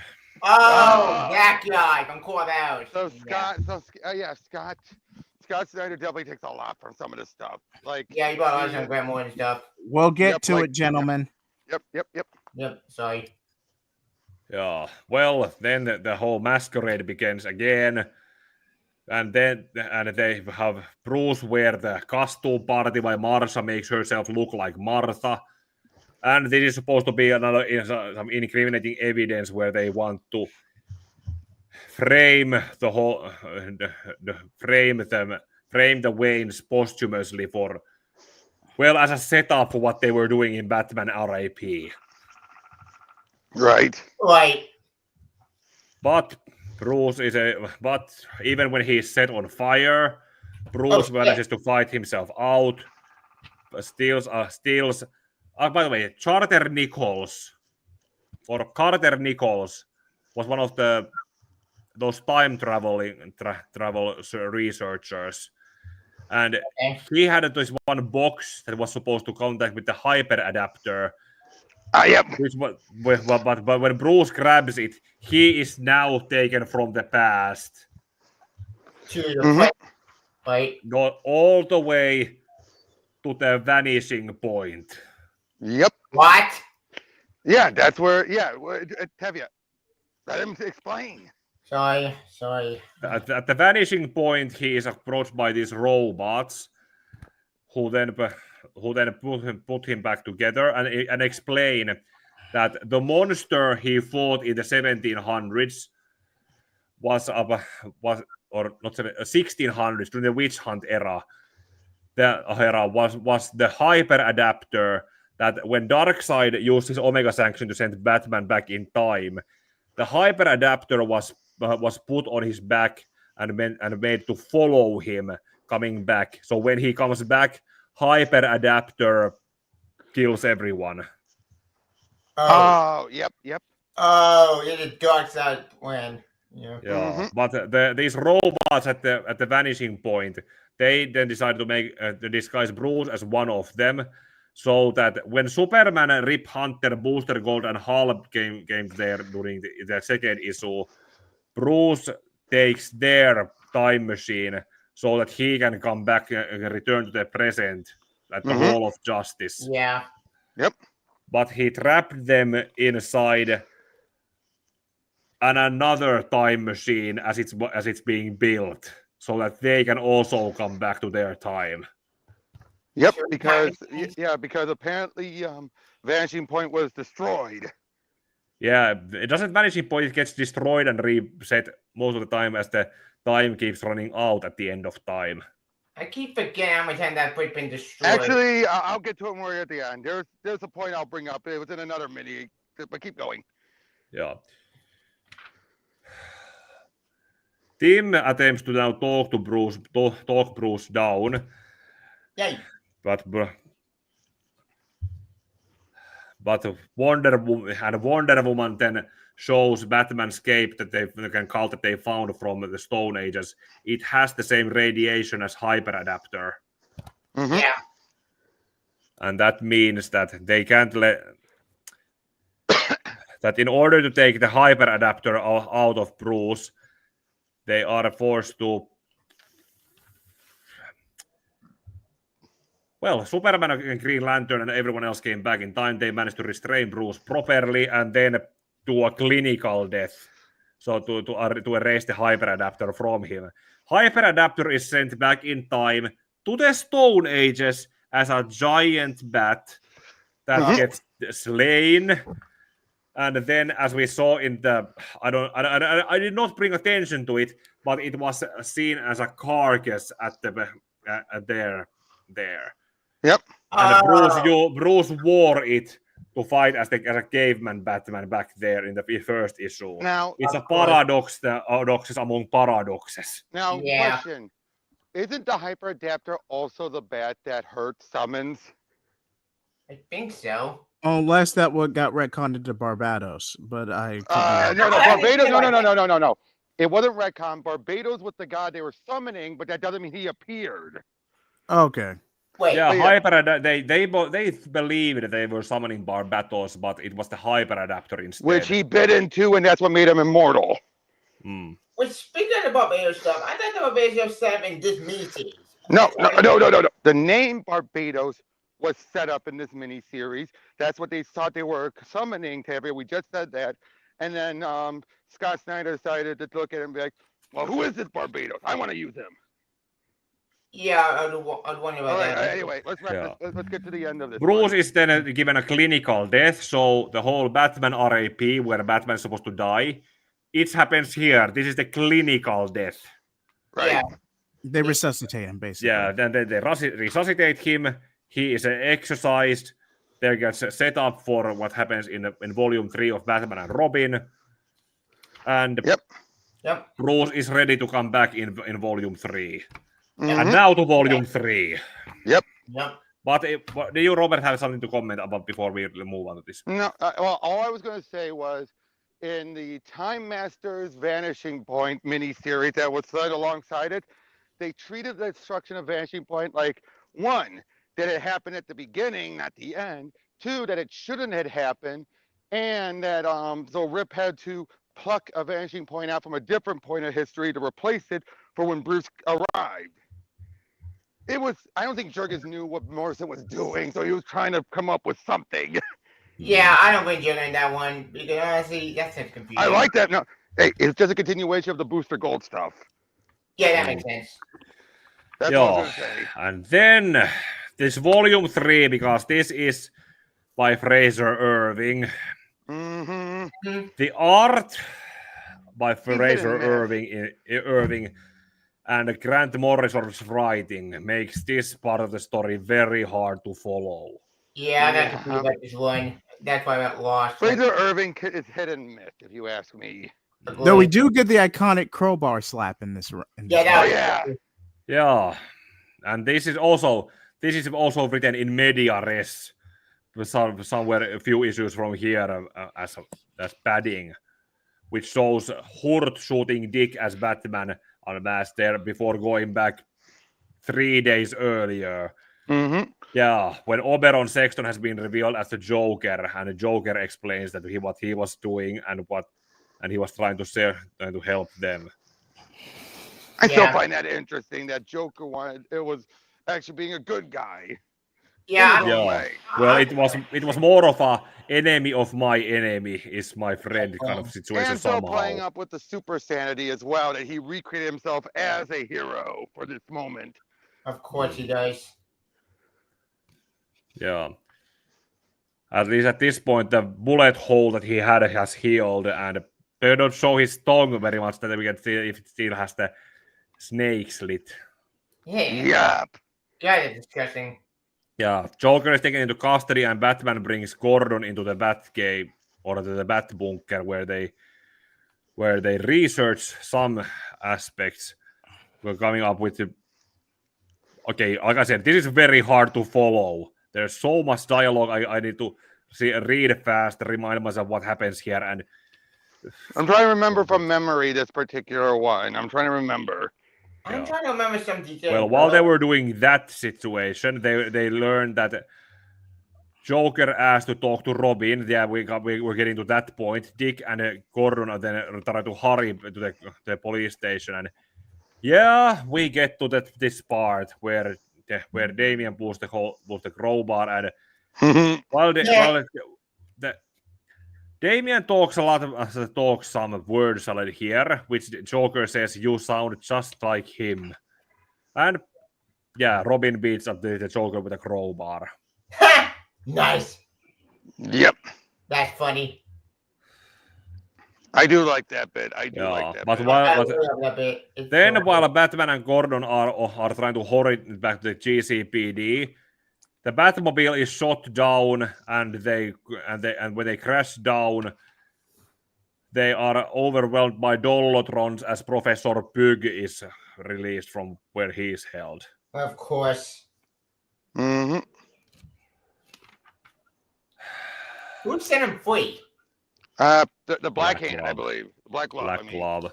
Yeah, that makes sense. Yeah. That's a distraction. While Robin has been beating the Joker has been taking it. The Joker then reveals that his nail polish does not match his eyeshadow, and you don't know how tough it can be to get the right shade of poison. Because while Robin has been beating him and he has been trying to protect himself, he has been also paralyzed Robin. Oh shit! That's a very smart plan. Yep, I remember that. And then Mind they you, escape while he's paralyzed by using the equipment Damian has on his belt. Damn. And then it gets to what the hell are we looking at? What the hell is that? Basically, their plan was to use Pig as a sacrifice Why? because he's into that kind of thing. He's the perfect one. Of course. And then the Dollotrons are overwhelming Gordon and Dick, which unfortunately leads to. But also for some reason the Batmobile self-destruct went on, and while Dick tries to yell, don't self-destruct, abort, fails, it blows up. We get to day 2, and That's a shame. I actually like that car. Oh well. nah, never mind. They have another one up there, some similar. Yeah, this was always the arc I just didn't get. Yeah, this is basically something that stuff just happens leading up to the point eventually when, okay, Dick fights Professor Pug, Dollotrons are out, and this cover got recalled because there was an upside down cross on it. Oh yeah. The only thing I remember was the whole point of Hurt's plan was he was trying to he was going to come back and claim he was Thomas Wayne and try and ruin his reputation that way. Yeah, but then there's the whole thing that even when he seems to acknowledge Damian's existence as and Robin as Bruce Wayne's sons, he doesn't even try to do the usual "I'm your grandfather" talk that even Tom King went for, but when he brought the Flashpoint Batman in. Which made no sense back then, and still made no sense to this day. And then there's the whole thing, the aspect where now he is supposed to be Thomas Wayne with Professor Pug as his lawyer, taking over Wayne Manor and making a speech, Alfred playing along. I don't even... Did this actually happen, or is this some image spot? It did happen. And eventually they will reveal that it wasn't really him. Wait.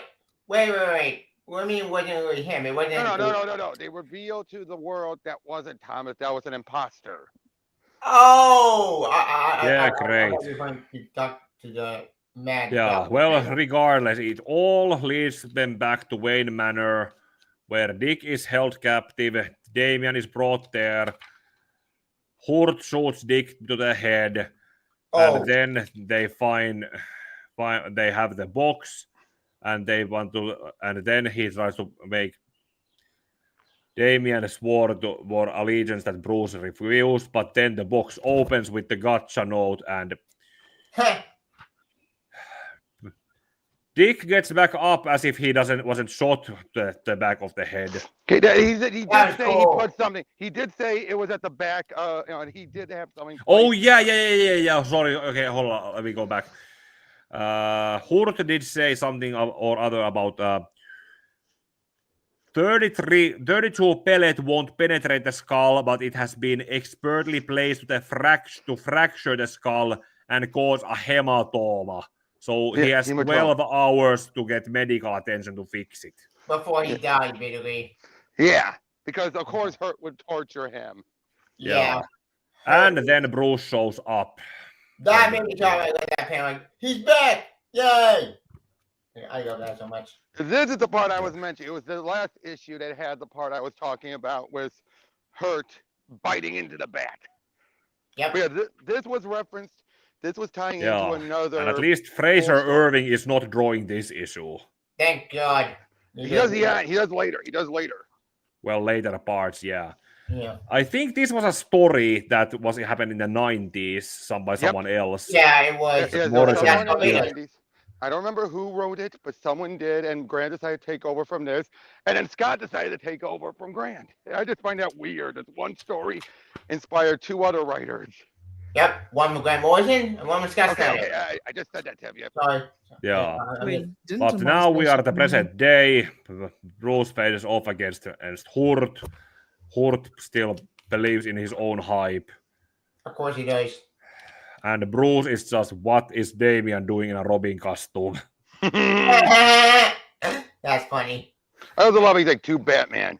Like he just rolls with it. Yeah, he does.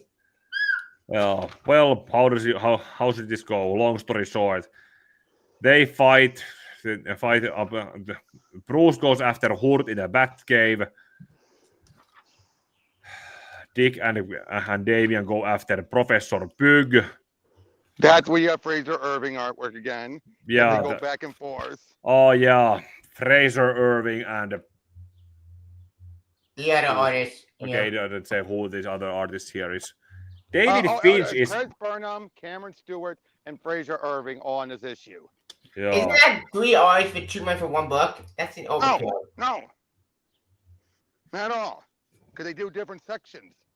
Oh, never mind. Yeah, well then Alfred is put into an underwater bathtub that is filling with water. So Hurt says, either fight me or save Alfred. Bruce goes to save Alfred. Yeah. But the Joker. And then the Joker is there to greet Hurt when he finds, and then Hurt slips on a banana peel. Oldest joke in the world. The oldest joke in the world. Yep. Hits his head, is paralyzed, and then Joker buries him alive. Oh, that's dark. And aside from Convergence, that's the last time we see Hurt, isn't it? No, that's not true. He never in Rebirth. That was a different Hurt. Yeah, different Hurt. Oh.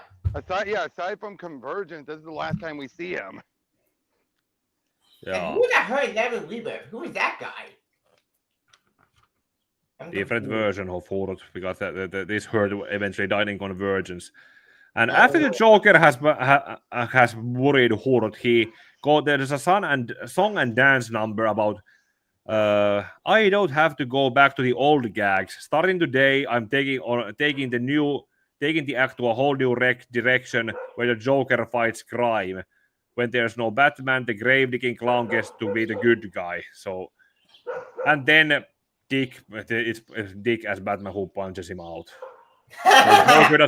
Joker doesn't. The status quo doesn't let the Joker go to be a heroic character.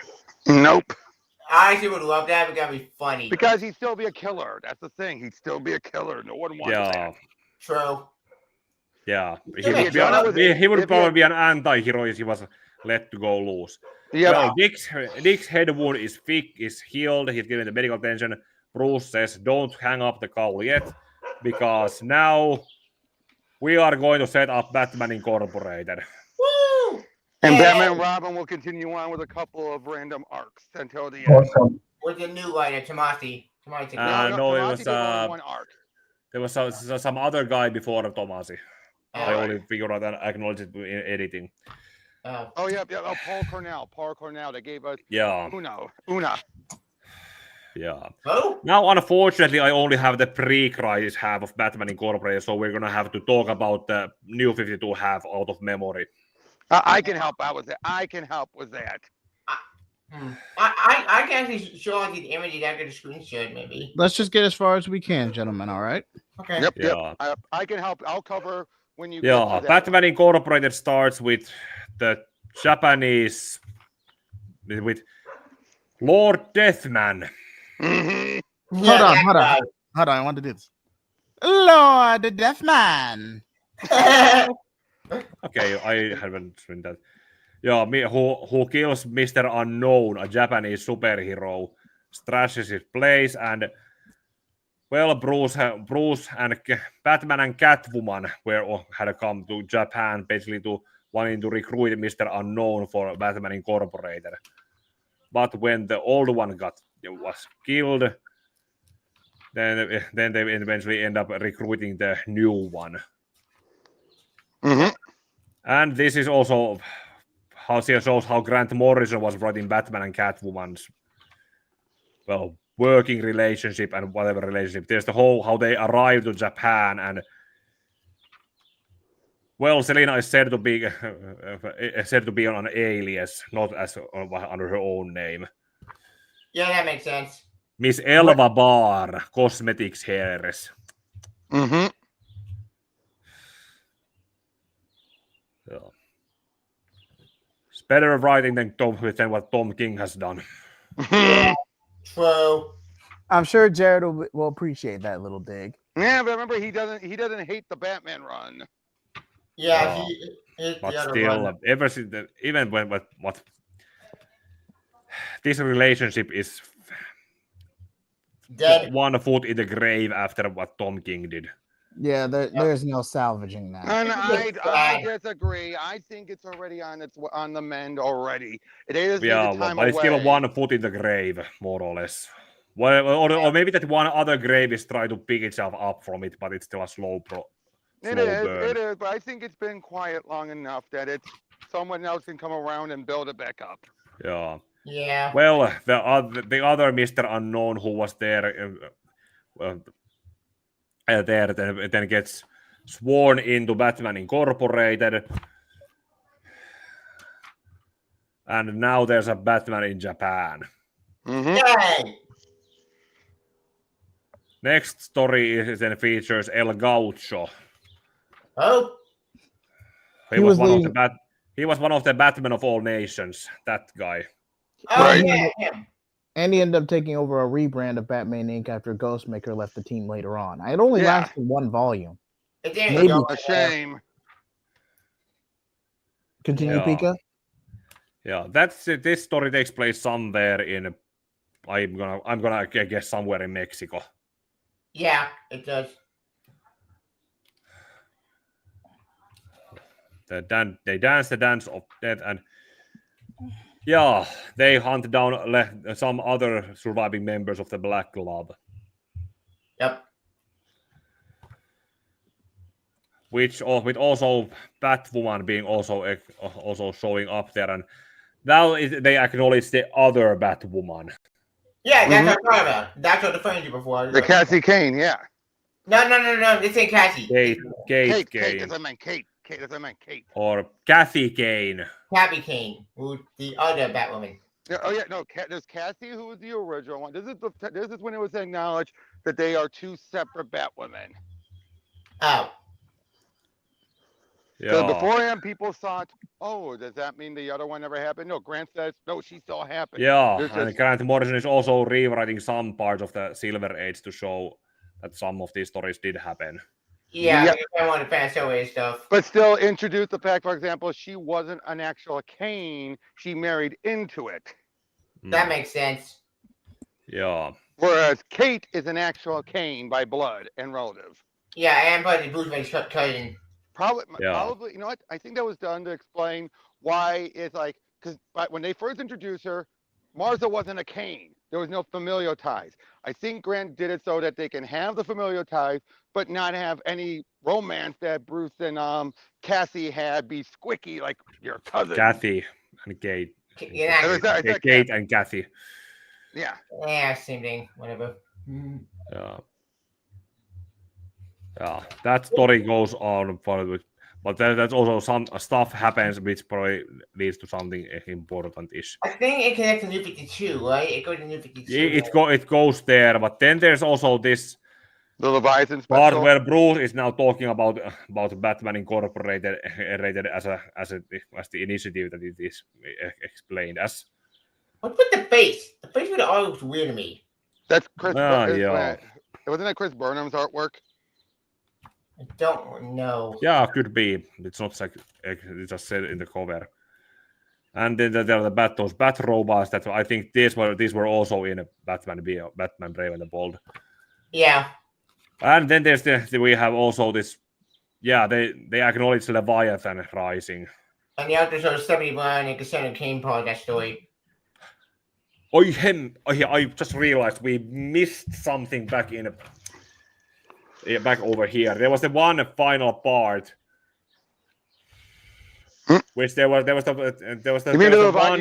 You mean the Leviathan Strikes one shot? Yeah, Yep. Leviathan Strikes, and this part of the story where they showed Bruce and Damian trying to work together, and it didn't work. Wait, was that the Leviathan Strike story? Yeah, the Leviathan. No. Leviathan Strike was the one that had the story with Stephanie Brown going to that school. Yep. Yeah, but that doesn't happen. But no, that's not happened yet. There was still a background for Batman Incorporated, but there was also this one part where they tried Bruce and Damian tried to work as Batman and Robin. The return. Yeah, the return. The return. That's the one the that gave him return his yellow oval. Where they then came across this guy.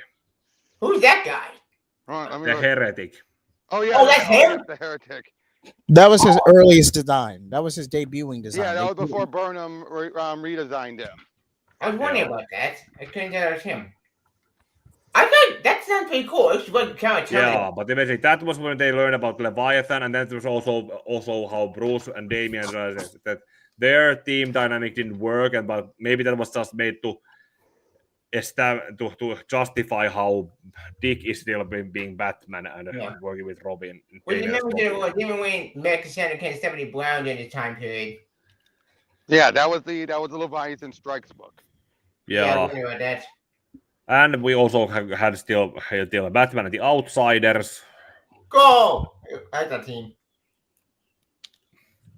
And they talk about Leviathan. And then there's this one page that I have been using in my few videos because it's the one where Bruce has different accounts on different message boards on social media. Yep, I love that one. False rumors about Batman is Bruce Wayne. No, Bruce Wayne is dead, and that's someone else who they use as a puppet, and so on and so on. That is so funny. Like, if anyone tries to come to make a claim about Batman being Bruce Wayne, they would be like, dude, that is an internet some conspiracy. No one believes that anymore. Genius. That is genius to pull that trick. I love that. I love that so much. That's so funny.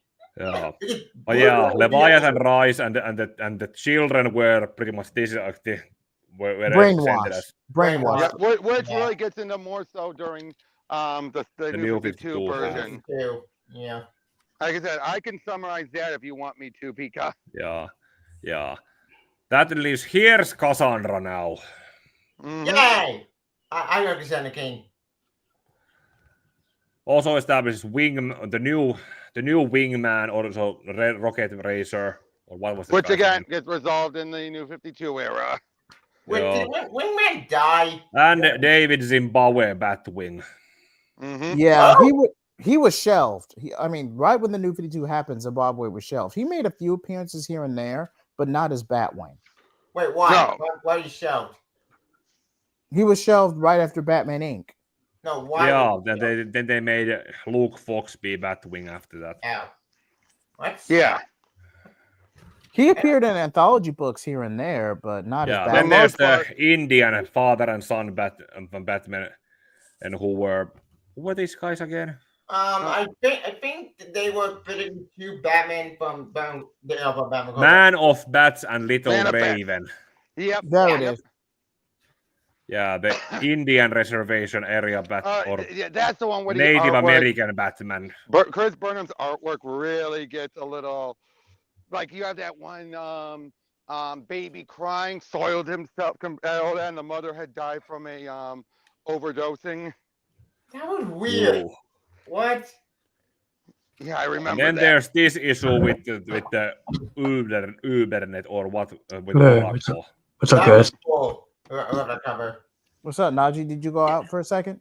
No, yeah, I'm back. I'm back now. I've been muted, but I'm mute now. See what you Yeah, guys doing. yeah, this was the Batman and Oracle issue where they basically gave Barbara the digital avatar, which basically was before New 52 gave her use of her legs back, but it was a glorious thing she could be Batgirl again. What's that a dumb idea? 52. I hear that. Hey, Tevia. Sorry. I do have a question. To be fair, it was going to happen eventually, dude. I know, but I kind of like an Oracle more than that. Yeah, that happened sometime or another. And I'll be honest. Tom Taylor came up with a good middle ground. Let's be honest. He did come up with a good middle ground to have her be Oracle and Batgirl at the same time. True. I don't credit that makes sense.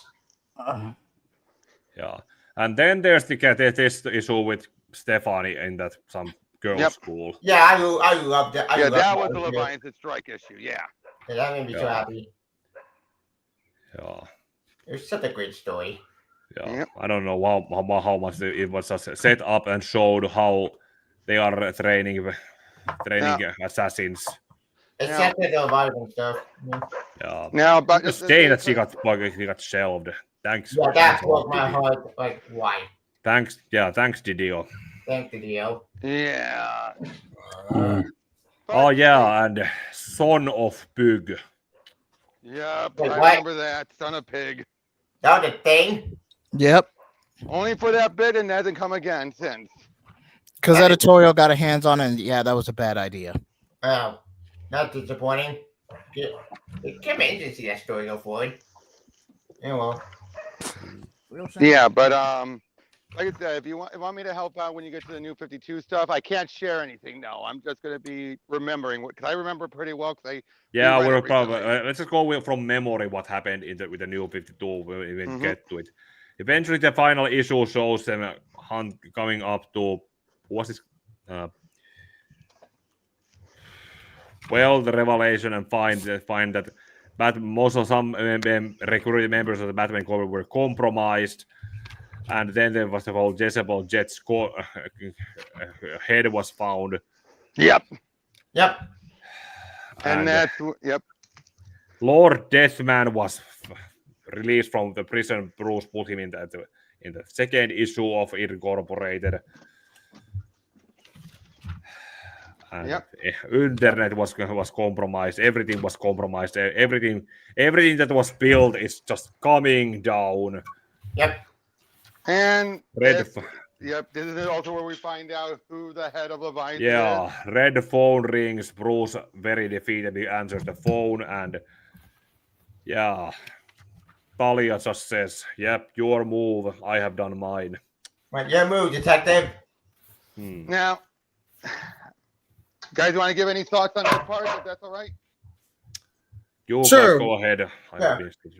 Yeah, I gotta say, like I said, I was saying in the chat earlier, this was a great thing to do for Talia, but it would have been a point of no return. But this was the only direction you could go, unless you were going to redeem her. And sadly, that was never going to happen.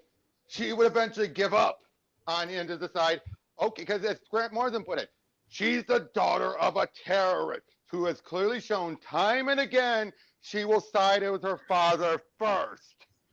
Yeah.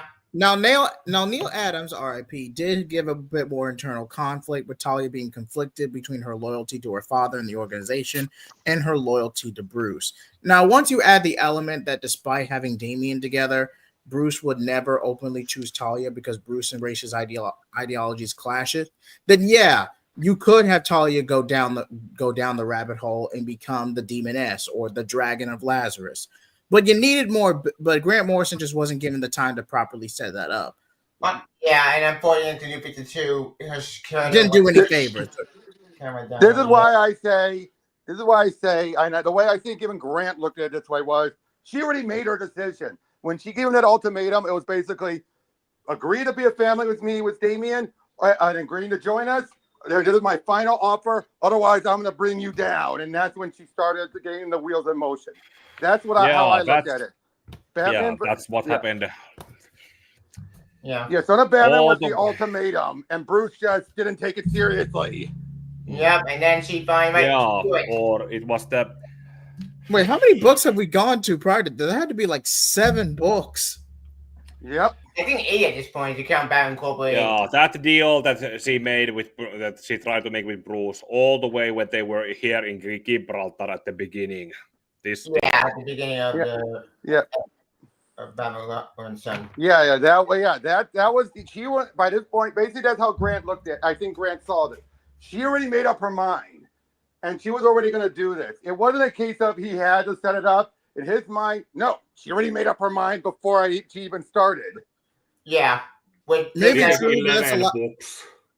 But that's Mm-hmm. that's what a lot of diehards and even those nostalgic for the Bronze Age are going to tell you. You could have a fall from grace art for Talia, but Grant Morrison didn't set it up. Yeah. Nope, he already said it already happened. Yeah, off screen. With definite Which millions. is kind of dumb, but at the same time, I think the way I see it is she just sat probably alone to herself and then just finally thought like she was just fed up with it all. I think that's all it took was. She just was fed up with time and again, like he's never going to join our side. I sure as hell am not going to join his side. Yeah. So I'll give him one more ultimatum. If giving him a son won't do it, then nothing will. That's how I looked at it. I can understand that. But as for me, as for Talia herself becoming a psycho, well, she was a psycho with Julia, but becoming a It took Tomasi to fix it. It didn't want to do. It took years for them to do that mistake. But I don't know. This one is. I'm 50-50 on it. On the one hand, okay, this makes sense. Talia would go crazy and would go nuts in order to go up to Damian Wayne. Fine, I'm fine with that. We'll go to Bruce Wayne. Go to Bruce and Damian. Like on sense, you'll go to Bruce. Right. But then on the other hand, though, Talia, I think the first of all, you're going too far. You're going extreme. Yeah, again, she was also trying. I think she also wanted to prove to her father that she was the better person, and in many ways, she was. Yeah, that is true. Because her plan actually succeed. Can we agree to that? Leviathan was more effective than the League ever was. True. At that point, yes. Yeah, the League kept failing. Jay, would you agree? And Pika, would you agree with that? Yeah. Raish kept going by the old world, constantly bartering, subterfuge, stuff like that. Yeah. Talia was direct and aggressive. Yeah, she's doing But still subtle. Look at the brainwashing. That was subtle. That was genius.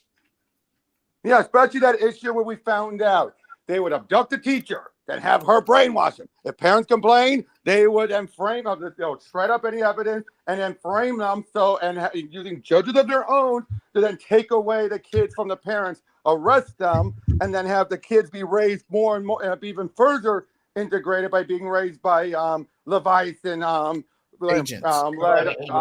orphanages. Yeah, which 31% can investigate that orphanage to figure out what's happening. And yeah, that was like when you read that, you realize, oh my God, I could see this happening. Yeah, I can see that in reality. That could be messed up. Hmm. Like, But I'm basically already summarizing bits of the second one because, like I said, I did go over recently. That's where we have. Is there if I could just throw out things that happen since like obviously we can't. It all kind of meshes together. Yeah, and then was also included some Bruce. The whole Batman 666 in Bethlehem was also kind of some vision that Bruce saw at some point. Which Yep, wasn't because the vision that shows the end goal, which was basically everything's starting to go to hell. They have a Joker virus that's invading. They think they have the last kid that's that has the cure. It doesn't. Babs also loses her mind, and eventually it ends with Hurt still alive, manipulating the president so they can nuke Gotham. What? Why? Yeah, that happened. Isn't that extreme? Yeah, well, that was a bad future vision, something that Bruce saw at some point. which is actually relevant in Batman vs. Robin the movie. And Bat was the movie. Shut enough. I'm surprised 666 had not returned in anything since. Because that's a concept that should continue in something. Well, here's the other thing. They also had I still remember that issue that followed up 666, where the baby, Barbara snapped its neck because she got corrupted. But you're just like, they actually showed the kids like, yeah, that was brutal. Like what? That was Burnham is an artist who. Yeah, Burnham is an artist who has no filter. Yeah, it would make sense.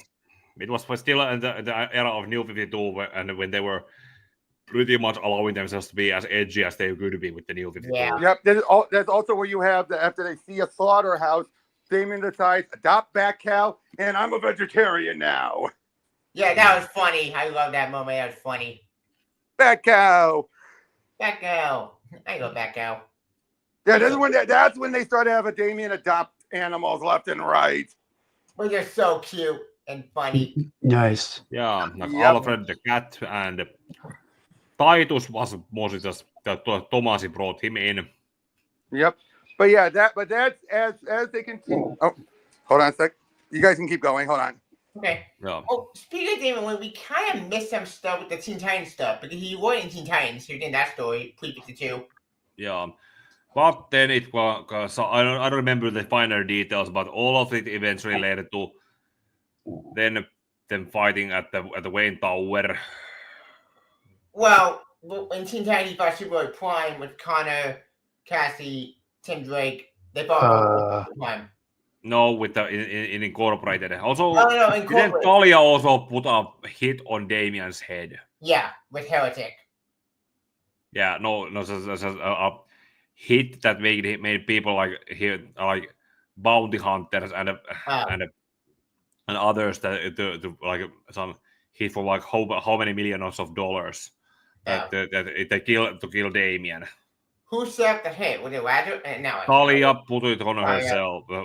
Put it on Damian. So that's basically why Bruce refused to let Damian come out as Robin, and he had him in the cave. Then they eventually culminated in that one sequence where they had the set piece at the Wayne Tower where they fought where Damian eventually died fighting Heretic. Yep. Alfred let him go. Yep, and that was also where they were protecting that one girl that Bruce had rescued, who was, and then met up with her again during the. We jumped over that. It's I like that. That was a prime example of Bruce using his money to help some of the victims. By the way, I found the image of Heretic killing Damon. Yeah, here was this girl. He gave him the calling card to go get a job there.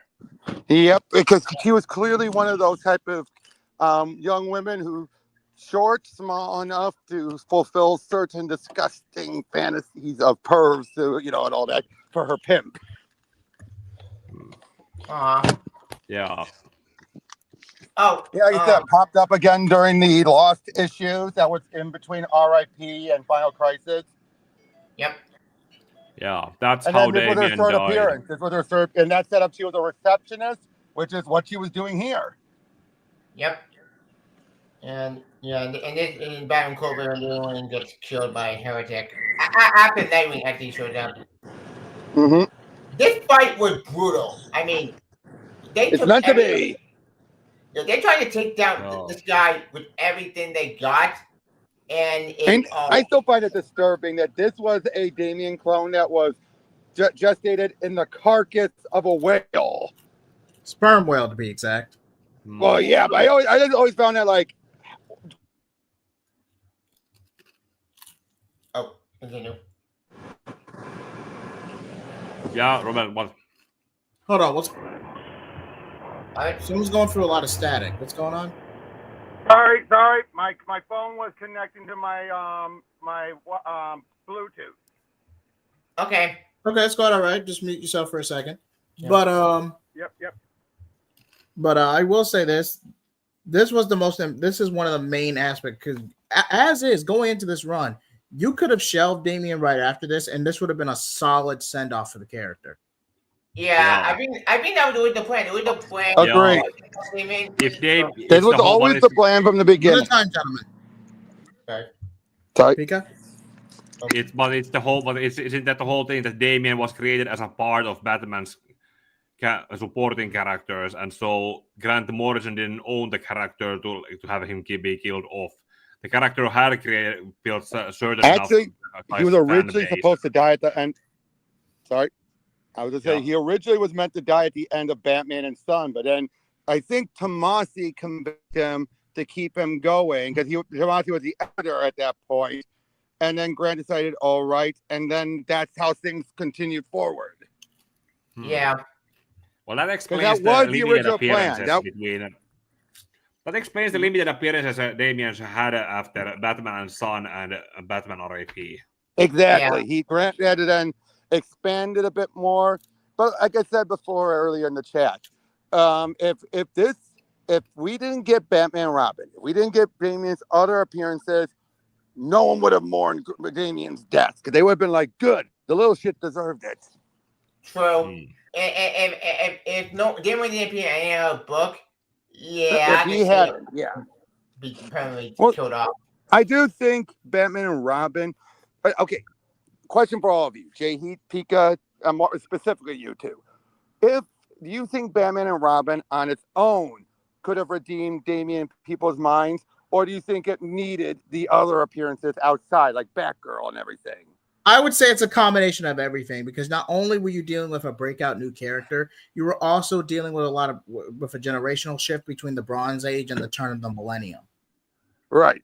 Yeah. So and not to mention Damian's attitude when he debuted. By the time you got to Batman and Robin, sure, because Damian had a genuine attitude change and became more third dimensional. Definitely by Batman and Robin, but you still need a lot of setup. What previous interactions? What made Grayson decide to take Damian in as the third Robin, other than seeing Tim as an equal and giving Tim an out from the Robin name? Yes, there's a lot of melodrama. Yes, it was a justification for why Tim would ultimately want to solve the mystery of Bruce's disappearance, even if he originally did out of spite. But we got the great Red Robin series out of it.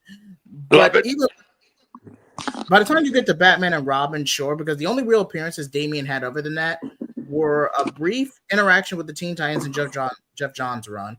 Return of Rachel. No, it wasn't Jeff John. It was during that era, but it was by that point it was J.T. Kroll. Oh yeah, Kroll did take over the last couple issues of the book. My mistake. Yeah. John was long gone. But where was I saying? Oh yes. Oh yeah, and you had him appear in Batgirl, the Stephanie Brown Batgirl, and everyone remembers the bit of them on the bouncy room. Yeah, but it must be because Damian was also appearing in so many other books. He was also given exposure to bigger reader base. But exposure that either took the, everything, what out of him, or had humanized them further. Yeah, it was during issue 100 when they thought she was playing with Damian Wayne. Leading up to the 100th issue. I think he came in around 95, 96. Yeah, right around that point. And that's when he had Damian said, I'm joining the Titans. Yeah, I'm trying to find that issue. That's the thing. Yeah, I trust me, I have all of those that era. But of course, then you have, I would say this. King, having to be Batman completely lose it after Catwoman stood him up at the altar. Yeah, it doesn't make much sense. That was dumb. The brief Batman completely losing it to the point where he seems to make himself a man-bat. He didn't, but it seemed like he did to go in and attack, go to war with Talia. And the point where even she's like, no, he wouldn't. I loved it how she underestimated him. She thought she knew him. Cool. But yes, in terms of Damian's arc, you really don't need the added appearances. You would only need the Grant Morrison run itself, and maybe being a supporting character in Nightwing and Stephanie Brown's Batgirl. That's it in terms of character. Yeah. I would agree because, like I said, I remember there were people saying, get rid of the brat. No one liked him at first. Batman Robin started it, but I think I gotta say, I think Tomasi really helped out more so. Yeah, Yeah, definitely. I agree with one. Definitely when he took over. Yeah. When he took over, because even because Tomasi's Batman and Robin arc pre-New 52, he only did one arc, was probably the standout of it. The other ones were just filler-ish arcs. Yeah, they did Born to Kill, I think, with filler. I don't know about that. I'm saying about the one with that woman with the hole in her head, or that Uno. That was that woman with the hole in her head. That was some other writer than Thomas. That was, that wasn't Paul Tomasi. That was somebody Cornell. else. Yeah, That was a film writer. Yeah, that was Cornell. All Tomasi did was the White Knight. Yeah. The angel, like one with the angel wings. Yeah. And then you also had Judd Winnick come back for to do a more Jason. Mm-hmm. And that was the one that had him in the Batmobile, and he just like once Dick tells him quipping, like, this was worth it just to hear Batman in the Batmobile to use the word tool. Shoots the top of the Batmobile so he can get out. Because that's the only reason why he teamed up with them, just to hear that. That's funny. That is funny. Yeah. Basically, it was Judd trying to right the ship that he had done because he felt Grant completely derailed what he was setting up. Yeah, that makes sense. Which, can you guys agree with that? Grant did kind of derail what they were doing with Jason. Yeah, he tried to with Jason. I'll agree with that. He did Jason body. Heck, the fact that he said, "Oh, I was always a redhead. I tied my hair black," and it's like, wait, that was a pre-crisis thing. Yeah, that one post-crisis. Post-crisis, he was a blonde. Not blonde. He was a black hair. Yeah. No, he was a redhead. He was more of a yellowish redhead. He was pre-crisis. Yeah, yellowish redhead. But then the Grant decided to retcon it back. Yeah, that makes sense. Because post-crisis, he was naturally a black. Yeah, up the New 52, Jason had red hair. With New 52 trying to make him an anti-hero again. It was weird. Something like that. Yeah, I didn't like the 52's letter. It was not good. Yeah. But Outside of what happened with Roy and Starfire. Yeah. Red Hood and the Outlaws. Otherwise, but, somewhat good development to Jason, but at the price it came, it was up. Yeah, it was not yeah, good. But then at the end, by the end of Batman dismantles Leviathan for the most part, and fights Talia, still can't kill her. Then Cat shows up out of nowhere, setting up Spiral, and boy, did that made no sense. There was no build up to that. Yeah, that was dumb. Like, what? You got me kidding. What did you guys think? Okay, I don't have to have you. But Jay Heat, Pika, what did you guys think about that? Out of nowhere stuff, Cassie showing up just because someone needed to put Talia down, and Bruce was never going to do it. Yeah, cool. Yeah, it was kind of. I did not care for it. Let me say this. They salvaged it with Spiral, but Grayson alone does not connect to any previous work. You could argue that Agent Grayson is its own self-contained thing. It did not tie to any large payoff at all. Yeah, agreed. Yeah, Agent Grayson was commissioned by editorial after the fact. Spiral, died. I would say that it didn't. You can't really say that it they were just taking what Morrison did and expanding on it. I don't think this was done to try and do anything to what Grant had done. I just think this was a case where they decided no one's using it. Let's do it. But they didn't. But if you notice, Cassie hasn't appeared since. Well, they had a retcon of that we got her real name. Wait. I'm confused here. What's her real name? I'm lost. I don't remember. All I remember was it was revealed, I think, in Grayson that she had a different name. Isn't that what happened? It's been a while. I don't remember. Wait, David Kane? David Kane had a different name? No, Cassie. I'm saying Cassie Kane. Kathy. K-A-D-H. Yeah. The Silver Age. The Silver Age. The Silver Batwoman. Yeah, the Silver Age Batwoman. Okay. Yeah, the one that was revealed that everyone was thinking, oh, isn't this Cassandra? Yeah, Kate, isn't Kate this woman? And it's like, no, it wasn't. Oh yeah. Kate King, the other Batwoman. But yeah, this also led to, I don't know if this directly tied to Batman and Robin Eternal, but there was an editorial situation with Dan Didio where Cassie and Stephanie were shelved for 3 years. Yep. Yeah, I heard that. Wow. Yep, they were shelved and everything because the deal, but eventually Tinian was able to pitch an idea that got the deal to accept them back. Yeah, they appeared in Batman Incorporated. Well, because tell you about being Batman Incorporated. Settle down. No, I know. I'm just trying to explain my bitty. No, I know. I know you're passionate with it. Just trying to keep you settled. Thank you. Sorry about that. But Billy 71 appeared in Batman Incorporated first. Then Cassandra King appeared in Batman Robin Eternal, the sequel to that book. Yes, exactly. That's when those books started bringing them back because Tinian had ideas. Yes, which connect to Decepticons Rebirth, which was great.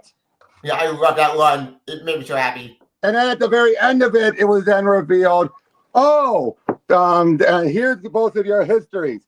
Oh, you thought it was going to break us? It just tells us how awesome we are. Yeah, that was so cool. I love that. I love that. You thought that would break us? All it did was prove us how awesome we are. Yeah, that was awesome. That was I will say this: Harper made appearances here and there. Oh yeah, she appeared in Punchline. That was her last appearance. Yep. Yeah, because prior to that, she ended up quote unquote leaving the life to go to college, and she was shelved. I want to say about equally the same amount of time before she came back on Punchline, but she's on the DC webtoon comic just about everywhere. Yeah, in terms of, she's not a bad character. She's not bad. She's just meh. No, she was. From what I've heard, and Robert, please correct me if I'm wrong. From what I heard, she was a stand-in replacement for Cassandra before. Well, it's more like this. A character that appeared in the very first issue of New 52 was supposed to be Cassandra. It was decided not to be. She was redesigned. And then from that, then Scott decided, make her a new character. I can? All right. Yeah, I pretty much also summarized it in the Night of the Owls video. Yeah. With speaking of By the way, you know one issue I realized we didn't go over? Batman 700.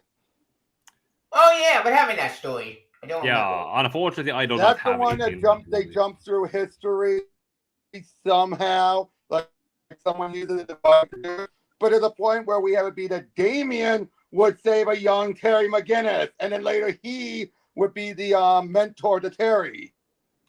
I completely forgot about that. That was a one. That's a one-off. That's a one-shot story that was, at least to my knowledge, has not. I do have a question. Go ahead. Does that confirm the whole Bruce Timm stuff? No. Completely different. No, completely different. Damian being in Bruce's place as the mentor character is not a bad change. It's not a bad idea. I'm all for that change. If you were to carry into continuity, that's the best way to do it. Because Bruce would be way too old. The Bat family would be way too fractured, or dead, or dead. Because at least with what DC. I'm sorry. At least with what DC Rebirth did with that ended up being Earth 12 Batman Beyond. But at least based on what they made Damian, associated with and rebrand the League of Assassins before eventually reconciling with Bruce after defeating what was his name? Mr. Zero. Something like that. It was some white man guy, basically. I forget his name. It's been on Batman Rebirth. Good one, by the way. I'm sad it ended, but yeah. Yep. Oh yeah, Damian appeared at the end of it. No, he appeared in Volume 2. In Volume 1. Oh yeah, Volume 2. Yeah, was there. But I count all of Jurgen's run as one big run. Yeah. True. I ignore Future Zen and the Tim Drake Damian stuff because that one was not good. I mean, it was referenced, but it had no impact on the run at all. It wasn't was just good. referenced. Yeah. It was just referenced. But Yeah. But yeah, back to this. The next major aspect, because you do have some side stories like Patrick Gleason's run. It's good, but it's not very impactful. It's a very good small story. I would say skip though, something. I loved the way Tomasi made an event out of bringing Damian back. Yes. Oh, Robin Rises. I knew that was one. Huge. I was going to bring that up. That That's was something- great. You're like, if you're gonna bring him That's back, actually that story was a basis for the one of the fanfics I also wrote when it's okay, because you know what story was event was happening at the same time. Forever Evil. No, the Earth 2 saga was also happening. Oh, right. Oh yeah, Earth 2. So, when I did, we'll probably do a fan. We need to bring back those fan fiction retrospective streams at some point. But one of the fan fictions I wrote was I read it so that when Bruce went to Apocalypse to get Damian back, it was happening at the same time as when the Apocalypse was trying to absorb Earth 2. Yep. Okay, that's a decent fanfic idea. I'm not gonna lie. Nice. I love it. Because we already had a Huntress and Power Woman. Huntress and Power Girl, excuse me. Huntress and Power Girl, yeah. Paolo, yeah. Interact with Damian. I want to say that was in the annual of that series. No. It was just a random issue. And I love it how she calls him little brother. Yeah, that was adorable. That was cute. I was sad. That was a great issue. Hold on. Let me double check because I'm looking right at the shelf at it. Where is it? Yep. If it wasn't for Damian died, that actually is another sad thing that Damian's death actually a sad thing, because that was also a relationship that Damian could have built up with the alternate universe version of his sister. Yeah. And then he had to die, so that the relationship went nowhere. Yeah. And that was issue 6. That's when you still had Kevin McGuire and George Perez drawing it together. Oh, by the way, I found a miniseries with Batman and Robin. Well, no, Batman and like Red Robin stuff. No, I think those were the issues of Batman and Robin, which Tomasi was writing when Damian was dead and Bruce was going through the 5 stages of grief. Yeah. That was still during Batman and Robin. They just jumped through things. Yeah, they found Red Robin when he tried to bring Tim Drake went to Batman to stop him from bringing Tim. Wait, what? Wait, Tim. Wait, what? It was that issue with Red Robin was also where Tim came to stop Bruce from trying to experiment on Frankenstein. Yeah, right. The new 52 costume. I hate this costume so bad. I hate this costume. But that's the same costume that Tim has in the DC Dark Legion mobile game. Now the Falcon Wings Red Robin costume. I mean, it's more practical than the Kingdom Come costume. Don't get me wrong; it's more practical. But it's just dumb. It makes no sense. Like, this is badass. This is awesome. It's also a hand-me-down from an Elseworld story, Tim. Tevia, even you have to admit that. True, it is. But at a hand-me-down, it's a cool hand-me-down. I do love it. But this is just stupid and dumb. But anyway, as far as the Batman and Robin Omega and Alpha, I love the story. This is a great story. Yeah, but it doesn't with Damian Wayne, even though I want to review when this thing coming out at the time. Tevia, Robert has something to show us. Sorry. Yeah. Okay. I was going to show something. Yeah. Okay. Oh, you're going to screen share it? Yeah. Just give me a moment. Okay. I'm also hearing echoing, so I'm trying to figure out. Yeah. I'm the screen sharing. Just give me a moment. I'm trying to find. It's not coming from my end. Anyone else hearing it? No. It's from me. It's from me because I have it up somewhere. There we go. I got rid of it. So give me a moment. I'm about to screen share it. All right. While waiting on that, by the time Tomasi did catch up with Damian's death, we had a full mini arc of Bruce going through the 5 stages of grief, and the first one is completely without. I want to say the first one or the second one, but it's completely without dialogue, and it is a master class of internal conflict. The art purely carries it. I mean, it is beautiful. It's a great one issue. It's a great one shot. I remember that. Yeah, they made me cry. But here's the world's finest issue you guys were talking about. Okay. This one. Yep. Oh, that's cool. Yep. That's nice art style. It's McGuire. What do you expect? And then you have Perez doing the Power Girl stuff. Oh, wow. Power Girl running into Supergirl. That's cool. Yeah, but here's the fight between them. And I just love you have his eyes though. Strange, so do you. Batman has no other children. No pity. That explains why he's had a problem finding a suitable Robin. What would you know of such matters then? More than you dream, not my brother. More than you dream. That's what it was. Not my brother. And look, she took his mask off. Oh, that's hilarious. I mean, it makes sense. I always assumed Damian would have had his mother's eyes. Like he has Bruce's looks, but in most versions, he has his mother's eyes. In most versions. Most versions, But here, I mean, it makes sense. I feel like the New 52 tried to make Damian a mini Bruce, and it just didn't work well. Yeah. But and but now most artists are trying to overcompensate in correcting that. Which is It's just I don't want to know. I don't have a problem with them trying to make his scene look darker, but the way how they have been overcompensating, like from an craftsman I don't draw much anymore, but from a perspective of someone who used to draw and color his own drawings, Damian looks so sunburned in most of those images where they have been trying to fix his skin tone. Yeah. By the way, here's the issue you were talking about, dude.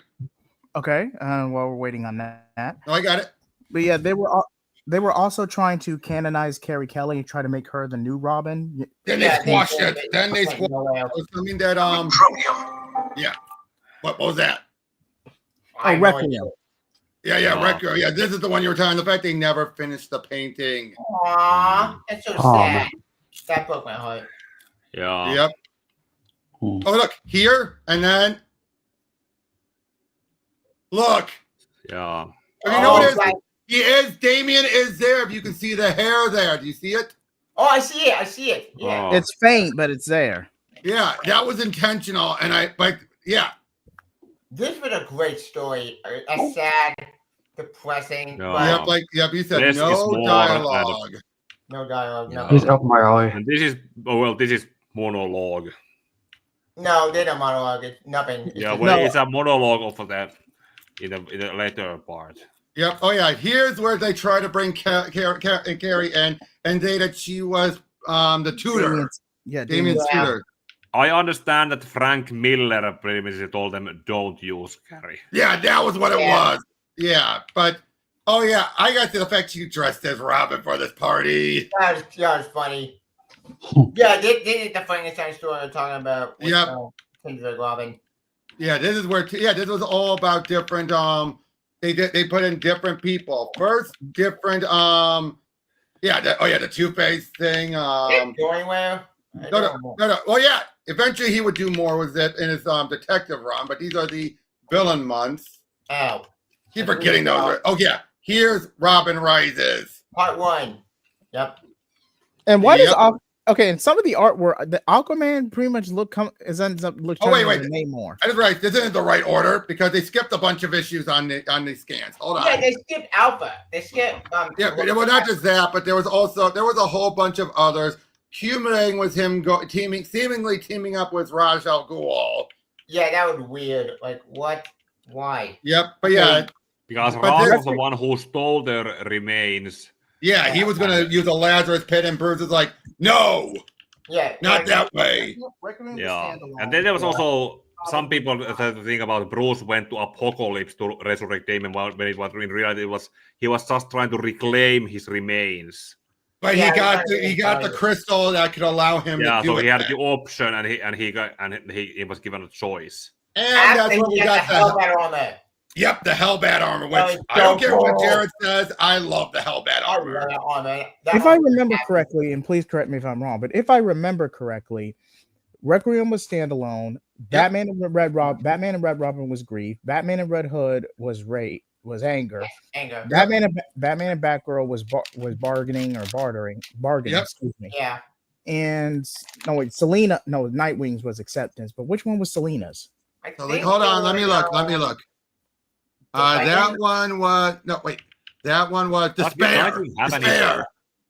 Yeah, Despair. It was Despair. It was Despair. You were saying, Pika? I don't know if Nightwing had an issue. It wasn't forever I don't- easy. Okay, back on. Let me double check now. You said Requiem. There was Requiem. Hold on. Requiem? Then Carrie was the first one was Tim. Carrie was a subplot in Tim's and Denial. Batman. That was Denial. That was Denial. Denial. Okay. Yeah. That was Denial. Then you had Rage. Rage. Then you had Bargaining. bargaining.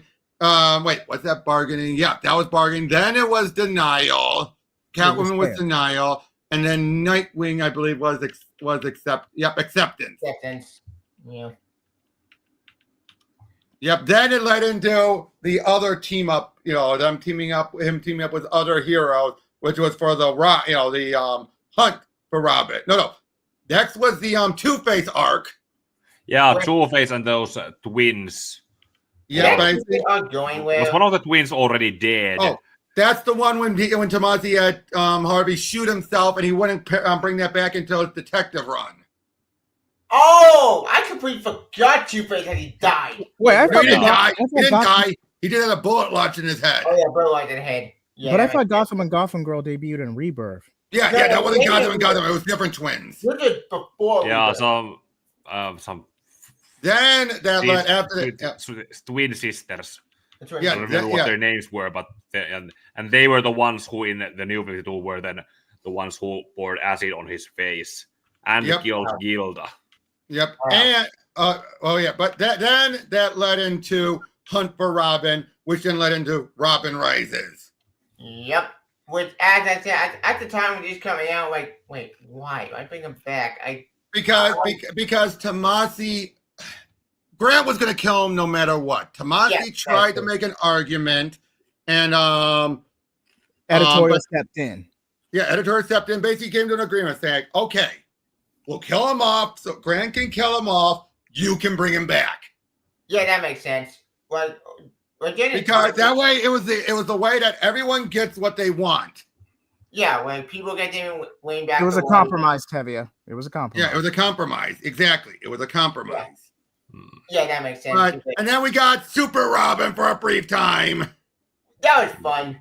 It didn't go anywhere. It was a fun story. No, it wasn't meant to. Yeah, that's true. Don't know if you guys talked. Hey, Cameron, how's it going? Oh, wait, which one?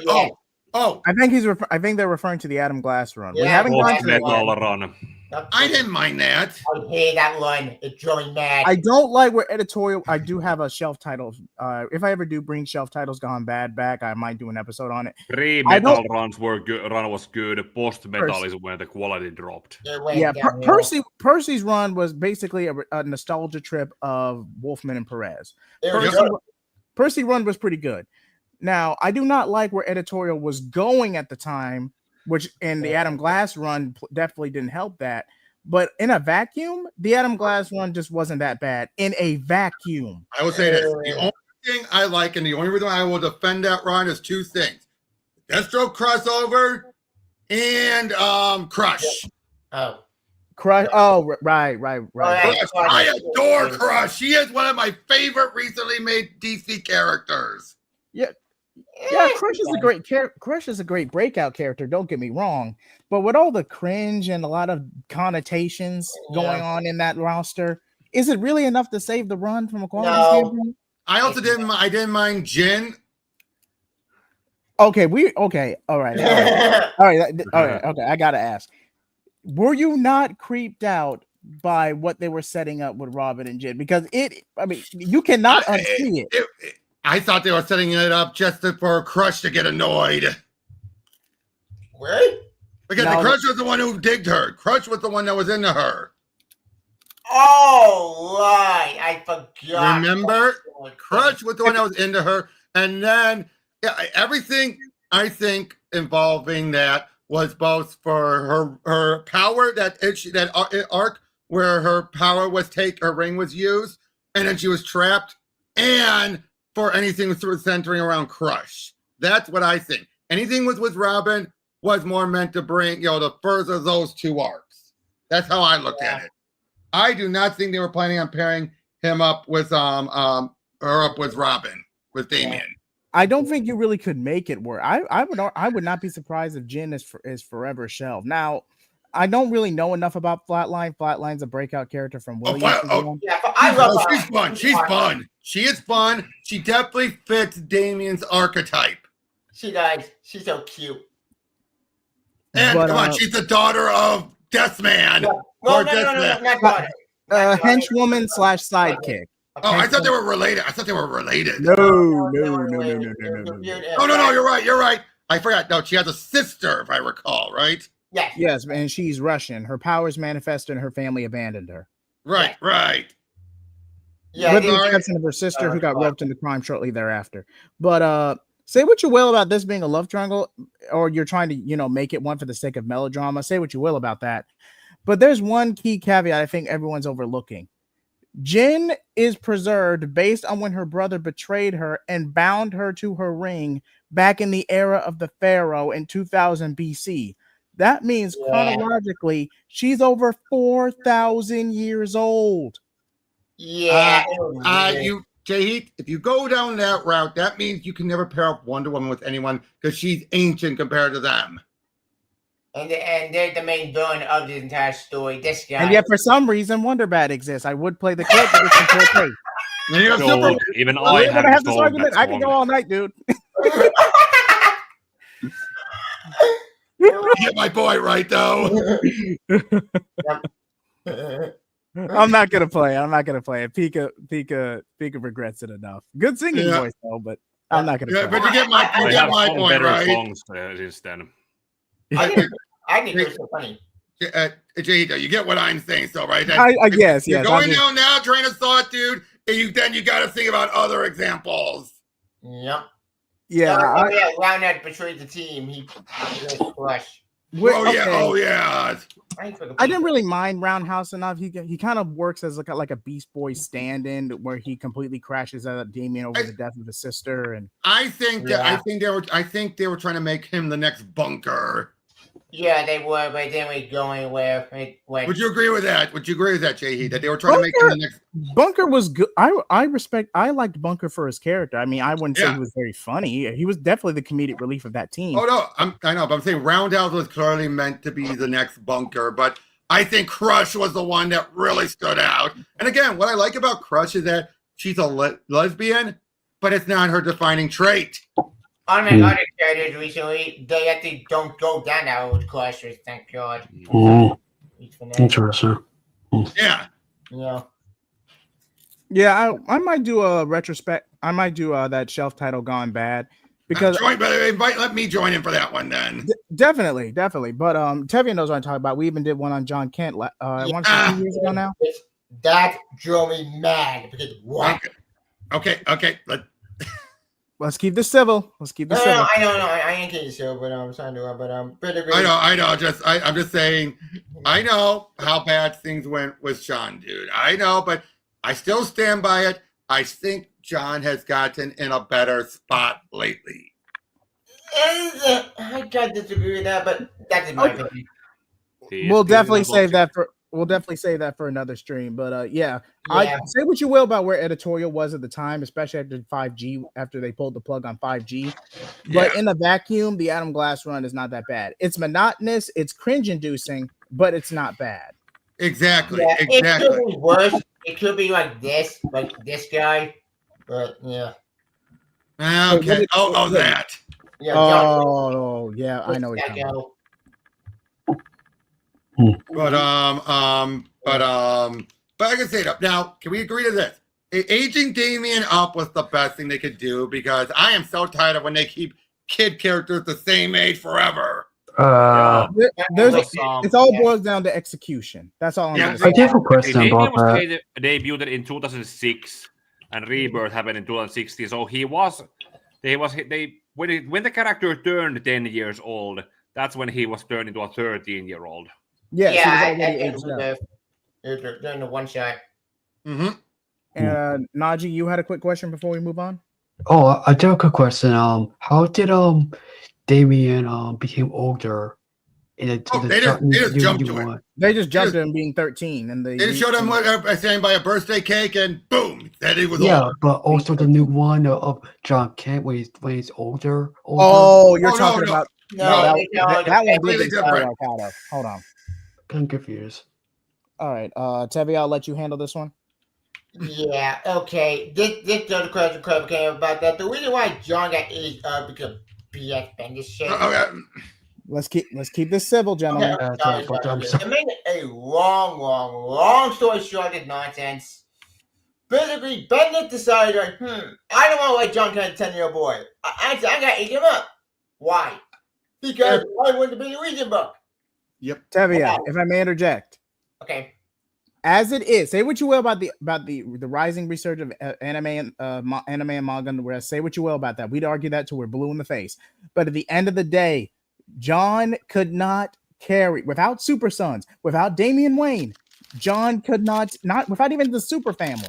John could not stand on his own 2 feet. You, me, and Pika collabed on this not even 2 years ago. Well, would you agree, Robert? Prior to the age up, John could not stand. Yeah, he couldn't. He couldn't. As a kid, okay. There's only 2 places for here. Here's how I feel when you handle a kid character. They're either supporting characters, they're part of a team, or like Power Pack and all that, or they're part of a comedy book like Franklin Richard Boy Genius, and making his J.He. Blaze debut. We have Cameron. How you doing, buddy? Hey, Cameron.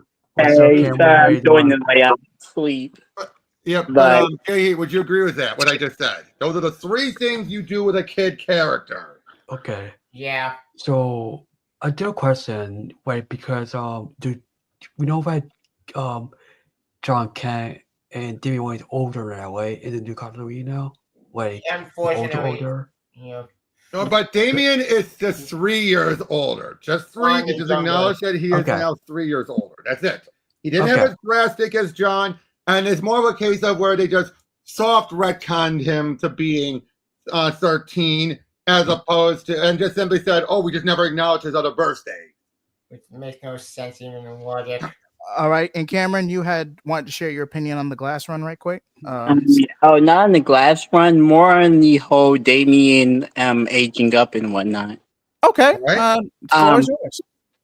In my opinion, yes, I think Damien should age up. I do agree with Tevia. What DC did was idiotic, but the reason I think that is because, in my opinion, I believe it's time for Damien to move on from the Robin mantle, and after that, no more Robin. Like, we don't. I was kind of thinking about this. Like, should Bruce get a new Robin if Damien quote unquote leaves the nest? But then I'm like, let's try and see what a solo Batman book can do, like where he has no Robin. You can still have him as the family man, but no Robin. And yes, Robert, I really want y'all's opinion on this. I would personally disagree that. One, Damien's too young. He's too young to get his own mantle. He's only 13. That's still too young. Jason and Dick and the others were Dick was in college by the time he became Nightwing. Originally, in pre-crisis. Yeah. Originally. Yeah. Originally, pre-crisis. Yeah. Originally, not counting New 52s, trying to cram everything into a couple of years. And then even when Tim was that was out of spite. That was out of spite. But still, him becoming Red Robin was still at an older age. Damien is nowhere near close to being at an age for him to leave the nest yet. He's still after Alfred died, he did quit and go on the run for a year. Well, before that. Well, that's No. true, but he was still Robin. He didn't try and become anything else. Didn't he? Wait, wasn't he Redbird during No, Batman? that was during, but that was an undercover thing. And he Okay. worked with Wingman. That was Jason. Wait, You know what I just when did this really happen? realized? Go ahead, Pika. Go ahead, Pika. Go ahead, Pico. I just brought it because Damien was created in 2006 and it was a rebirth in 2016, turned him into a 13-year-old. No, yeah, Damien Rebirth, yeah. as a character turns 20 next year, so they can have a chance to age him up again next It's year. possible. It's possible. Possible. That's It's- true, but like I said, though, Batman, never have another Robin again. Never going to happen. Not from a business. Never. Not from a business standpoint. And Sure. if Sure. you want a story of Batman without Robin, that's why we have the Batman book. Yeah, we have Batman. We have Detective Gun. We have Batman is Robin. meant to be the book mostly without Robin. Robin might appear if he's needed, but it's not. That's more safe for Batman and Robin. All right. I'll give a perfect example. Then I'll cut to Pika. I'll give a perfect example. PKJ taking over Williamson's Batman and Robin book. You can tell a story of drama, or even akin to Old Wounds from BTAS, where a version of Robin gets fed up with Bruce. But Damian is not in a position to scour the world, figure himself out. He's not at that ready level yet. Yeah. Even in BTAS, in the DCAU, Grayson was college age when he had that falling out with Bruce. Exactly. That makes sense. Damian leaving now, sure, Damian can contemplate going to a youth program, maybe taking a year or two off, but outright rebranding and carving a new persona, Damian is not ready for that. And No, he loves being Robin more than any other. He is honored because he is the son of Batman. In his eyes, the only other thing he'll want to be is Batman. Robin To is him, a it's either stepping Robin stone. or Batman. True. There's nothing else. Well, the Tinder Robin one. No. I'm talking in Damian's mind. Specifically. There's Yeah. only being Robin and then being Batman. He's never going to want to be Nightwing. That's He's not never gonna going to happen. be anything else unless it's meant to go undercover. Yeah, that makes sense. Yeah. All right, I'll agree to that. So I see Damian as being the type who will be Robin well into he'd be like Earth 2 Robin into his 30s if Batman is still active. He might keep egging him on to give it up. Yeah. But he will still be Robin. Yeah. Or is that too much? What do you think, Jade? At some point, you can make at some point, either there's really only three options. Either have him be Batman, have him rebrand when he's a little older, or go or try to reform or rebrand the League of Assassins. Exactly.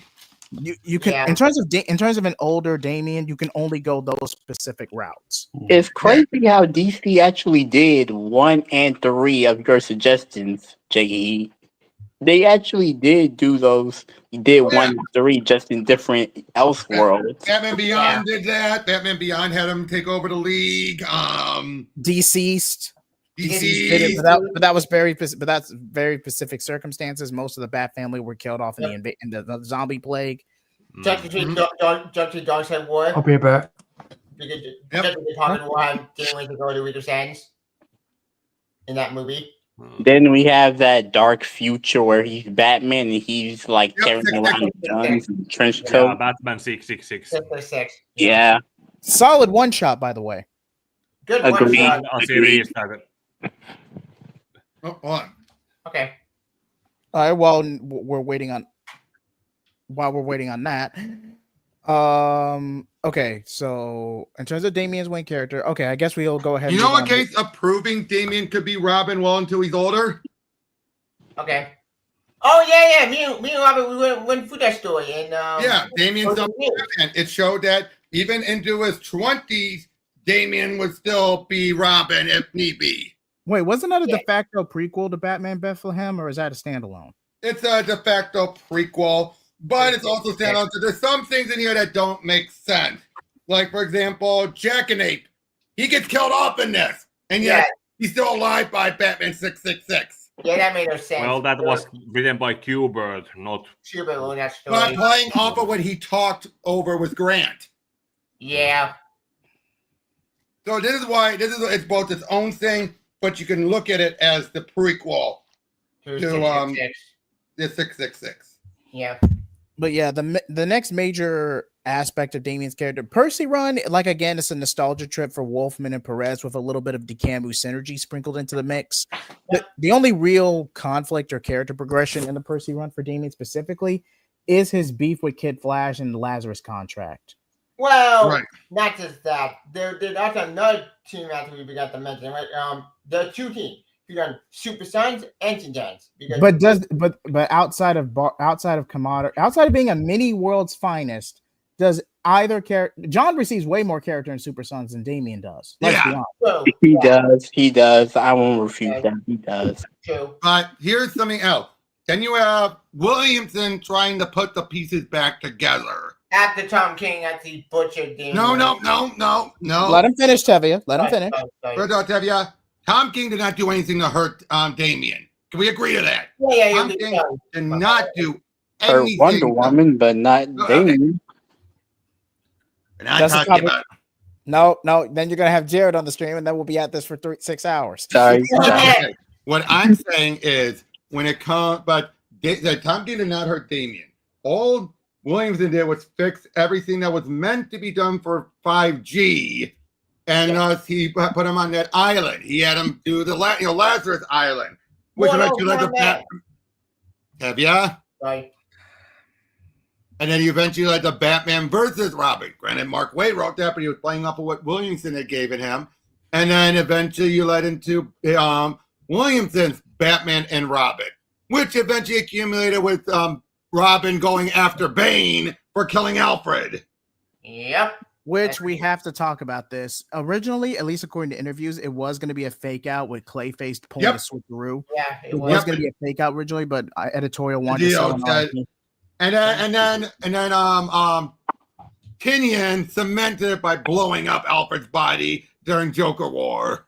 Yeah, that was disappointing. Look at why. I don't get it. Why they wanted a way to have him not come back.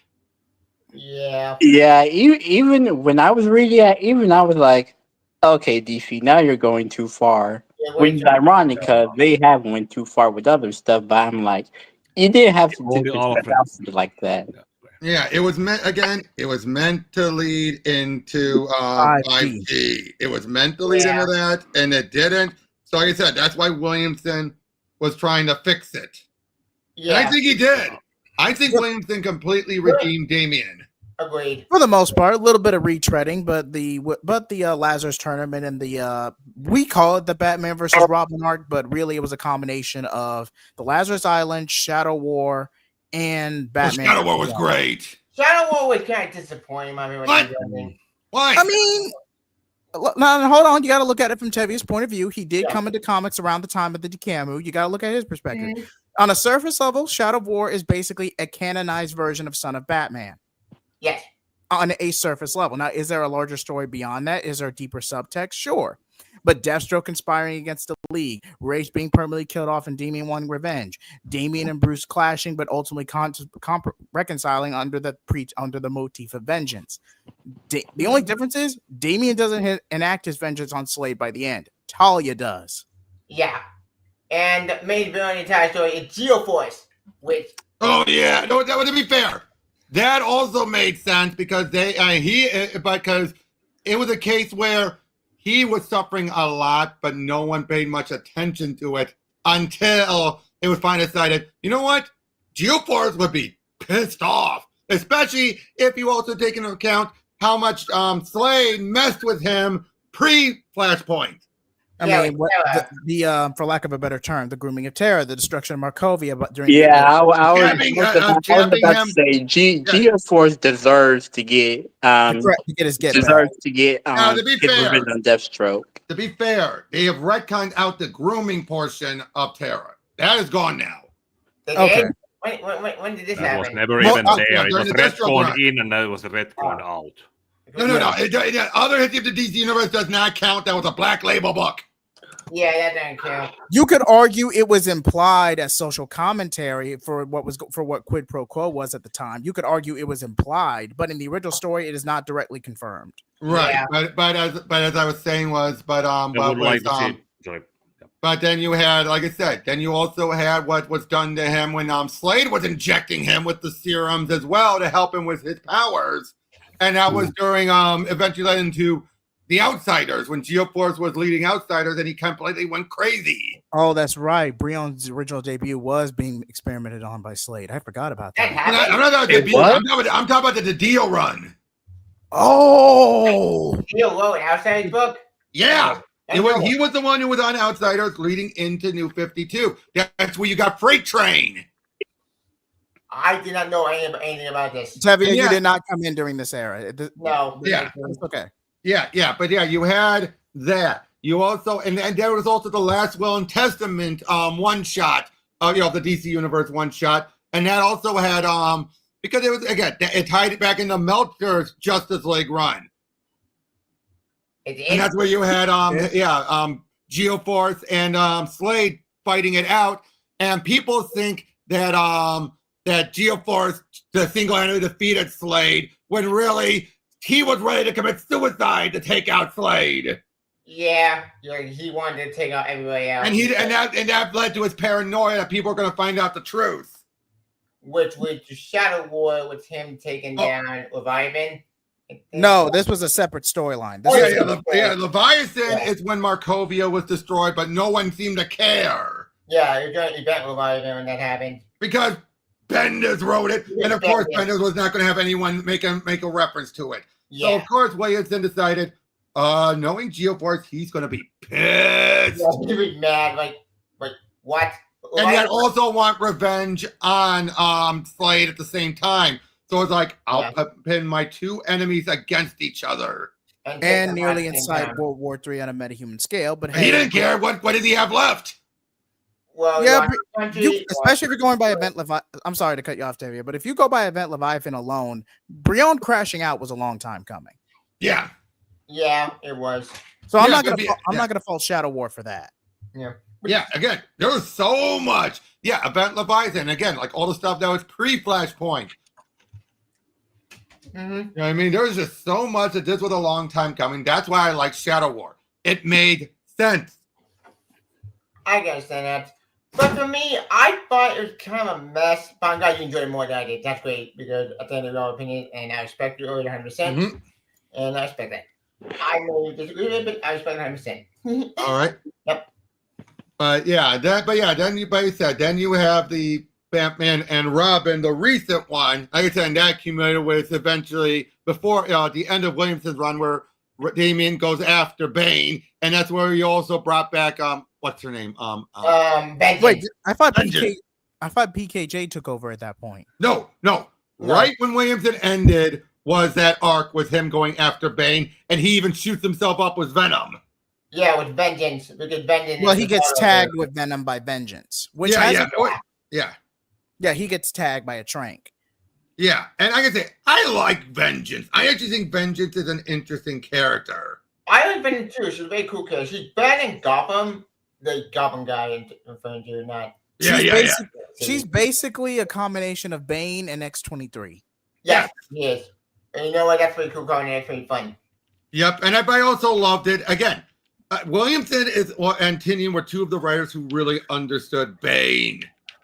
You didn't know I don't want to understand. Well, wait. Well, Tom King. Didn't Tom King? Oh, yeah, King handled him. I will know okay. That. King did. But, okay, remember when I Am Bane came out at the same time as the Bane Conquest mini? I got to say, I prefer King's writing of Bane over Dixon's. Yeah, because King's writing Bane made sense. Dixon's writing, it's not bad. Dixon's a good writer. No, but in that maxi series, it just apparently Dixon was told to try and make Bane Dr. Doom. Oh, that didn't work. That didn't make any sense. I don't get that. What? Yes. Hold on, if I may. Honestly, as long as they had Bane be the smart tactician he was introduced as, I'm all right. I really don't like him as the big dumb brute. Yeah. No one does. No one does. Oh, God, don't remind me. I'll say it, the best time for one of the best speeches ever given from Bane was during Batman Turtles 2. Yeah, that was cool. I love Agree. That speech was awesome. Jay, you remember that speech? Yeah, it was awesome. That was. I'm trying to find it because I have the scans. Hold on. Okay. Because that is such a speech I love reading. I just love it. Like if I'm thinking about Bane, that's what I'm thinking of. I'm thinking of that line, that quote there. Oh geez. Now say what you will about the 5G stuff, but prior to Lazarus Tournament, not much is known about the 1 year Damian was on the run, except for that brief Hush mini arc where Hush during with not Magistrate, it was after Magistrate, but Mayor Nakano pretty much declared an anti-vigilantes law. Oh yeah, that one, yes. And then Hush captured everyone during the chaos of a protest, and then Damian and Bruce had to team up to save everyone. Yeah, I remember that. I remember that. I just realized something. We can't skip something I think Damian with respect to the real Robin story. Because Damian didn't play a role in that until the very end. Yeah, right in the middle. Correct me if I'm wrong, but wasn't that more of a Tim Drake and Duke story? Or no. Tim Drake was in T-Gang during that time during Robin War. I would argue it's more of a Duke story than anything. Kind of like a Duke was the main character of it, or main point of view character, or even when it jumped from different books. I found the speech. Okay. All right, I'll screen share. We'll screen share it. But I would argue that's a Duke story than anything. Yeah, well, and I want to read this. I want to read this speech. Where'd you screen share it, Jared? Jared. I mean, Robert. I am. All right, that's a Freudian slip. You got me. Why did you say that name? Okay. So yeah, I'm gonna read it. All right. Okay. Pain, Stockman. You know nothing of it. The agony this mind and body has endured is indescribable in any language on any world. I came into existence already trapped, born into shackles, raised in torment. By sheer willpower, I conquered Santa Prisca, the hellhole of my birth. Countless other cities have fallen at my feet as the flames of my soul raged higher, and yet everything remains the same. Walls, bars, chains, pain. This world is a prison, Stockman. Its inmates have fallen into mindless slumber. They must be stripped of their childish obedience. And once I have broken free from the restraints within my own body, I will do what I have done time and time again. Siege and destroy. Then I'll place the Batman in his own cell, a prison of his own actions, and I'll throw away the key along with his legacy. He thinks he can play the little spy without my knowing. He thinks my pain makes me weak, that he can overcome it. But when a man has endured hell, pain means nothing. Ooh. I love that speech. Like I said, We agree. That perfectly sums up Bane right there. Guys, it shows how ruthless he is. Shows how he's one of Batman's greatest adversaries. It's just peak all around. And when Pika and I went over it, here's something on the Avengers of Bane that introduced him. I realized something. You know how they say every Batman villain is based off of something, something related to Batman? Yeah. You want to know what Bane is kind of related to? Yeah. No, wait, that would be the Joker for his madness. No. His childhood obsession. Wait, what? The obsession as a child to find something, to build to something, to work your mind and body up to something. Because remember this, Bane, what drove him was the vision he had of a bat. And then he didn't even know what that meant until he heard from Bird about Batman, and he soon realized, that's it. That's who I must conquer. I must conquer it as Batman. I have no idea who he is, but I have seen him in my dreams. I will conquer it. It built up his obsession. That makes a lot of sense to be his obsession. Yeah. So that's what he represents.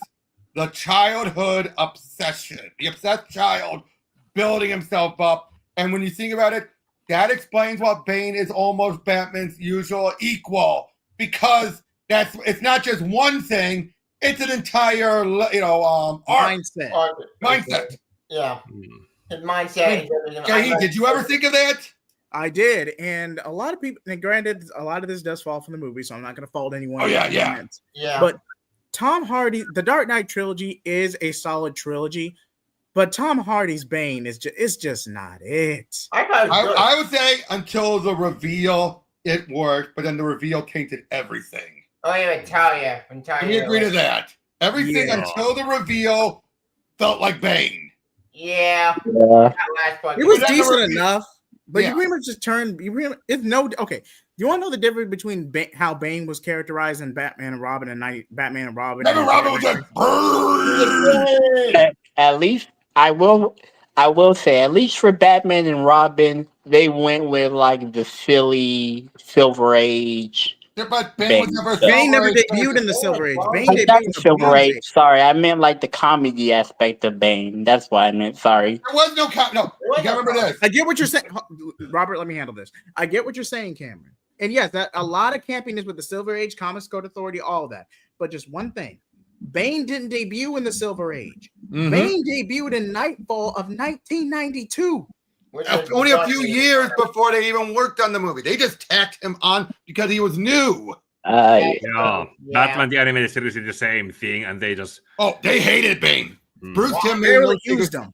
Only used I think the reason why I said Silver Age is because, like I said, whenever someone characterizes Bane as like the big dumb brute, I've always thinking like the Silver Age or like the comedy aspect of him. That's the only way you can make that characterization work. I get what you're saying. Right. Batman 66 comics also have some reimagining of Bane. I'm checking. I'm actually intrigued about that because I want to know what the Bane does in that universe. Because I don't think this like appear. Those adaptation stuff is also... They played up the Lucha Libre side of him. They did? They did. He was a brilliant world-class fighter and tactical genius. So they don't play up his comedy. They still treat him. Yeah, they treat him as someone smart and a showman. Yeah, exactly. And it says his venom was derived from the crystal skull. That's funny. It's so 6'6". Yeah, that's so Dozerverse to come up with. Genius. But yeah. So even there, Bane is a character who, even by the Silver Age standard, would still be treated as a legitimate threat. He should be. Made fun of Bane, but we thought it was a parody. That was funny. Yeah, that's a parody. Yeah, I was about to say, that's a parody, so they get passed. And I would say this: the animated series, I always looked at it, even though I know they hated him, it was enough. They're like, this is how the fight would have gone on their first fight if Batman wasn't sick as a dog. Yeah, if he wasn't tired. And can we agree to that? The way it played out in the animated series is how it would have ended if he wasn't sick and exhausted. Agreed. Now, granted, would Bane would have been smart enough not to go after him while he was at his peak, but I digress. Yeah, I agree. Yeah. Despite a major impact, Bane's Achilles heel, everything leading up to Nightfall, is because Bane orchestrated an entire Arkham breakout and chaos that lasted 36 hours straight. And by the time Bruce... Batman was already sick anyway. And he was already sick going into that. Yeah. Basically, that's the equivalent of Yamcha picking a fight with Goku because he was hungry at the time. Yeah. Yeah. You gotta remember this. Even before the breakout, he pumped up Riddler with Venom earlier. He did? Yeah. There's a reason why in Nightfall you see Riddler wearing a cast. It's because he got his arm broken as it was wearing off.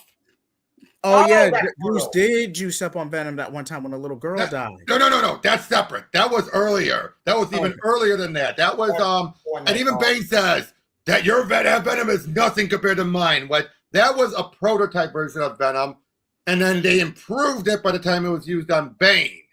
Yeah, that makes sense. Although then that also questions Bane's age then. Oh yeah. Because now to be fair. That Venom story arc was set in the early days of Batman. Yes. But that still means that for that to have happened, now I do think Bane had like everything about him being stuck in prison before the Venom happened. Yeah. Santa But it's Prisca breaking out, building a. No, criminal not the empire. breaking out. I'm talking about him before he was experimented on in Santa Prisca with the Venom. Okay. So him being born, locked up, already in there working out and all that, you know, in solitary confinement, that for the couple of that happened up until that point. Then Batman Venom happened. The Santa Prisca government got the drugs, and now they had to recreate it because they had to recreate it. The scientist, no, the scientist was still alive. Yes. No. The soldier that commissioned him to make it got killed. Yes. Oh, yeah, that makes sense. But not the soldier himself. He's the one who triggered follow orders. Kill me. Was the scientist who created and was the father of the girl who died. Who he didn't care about her at all.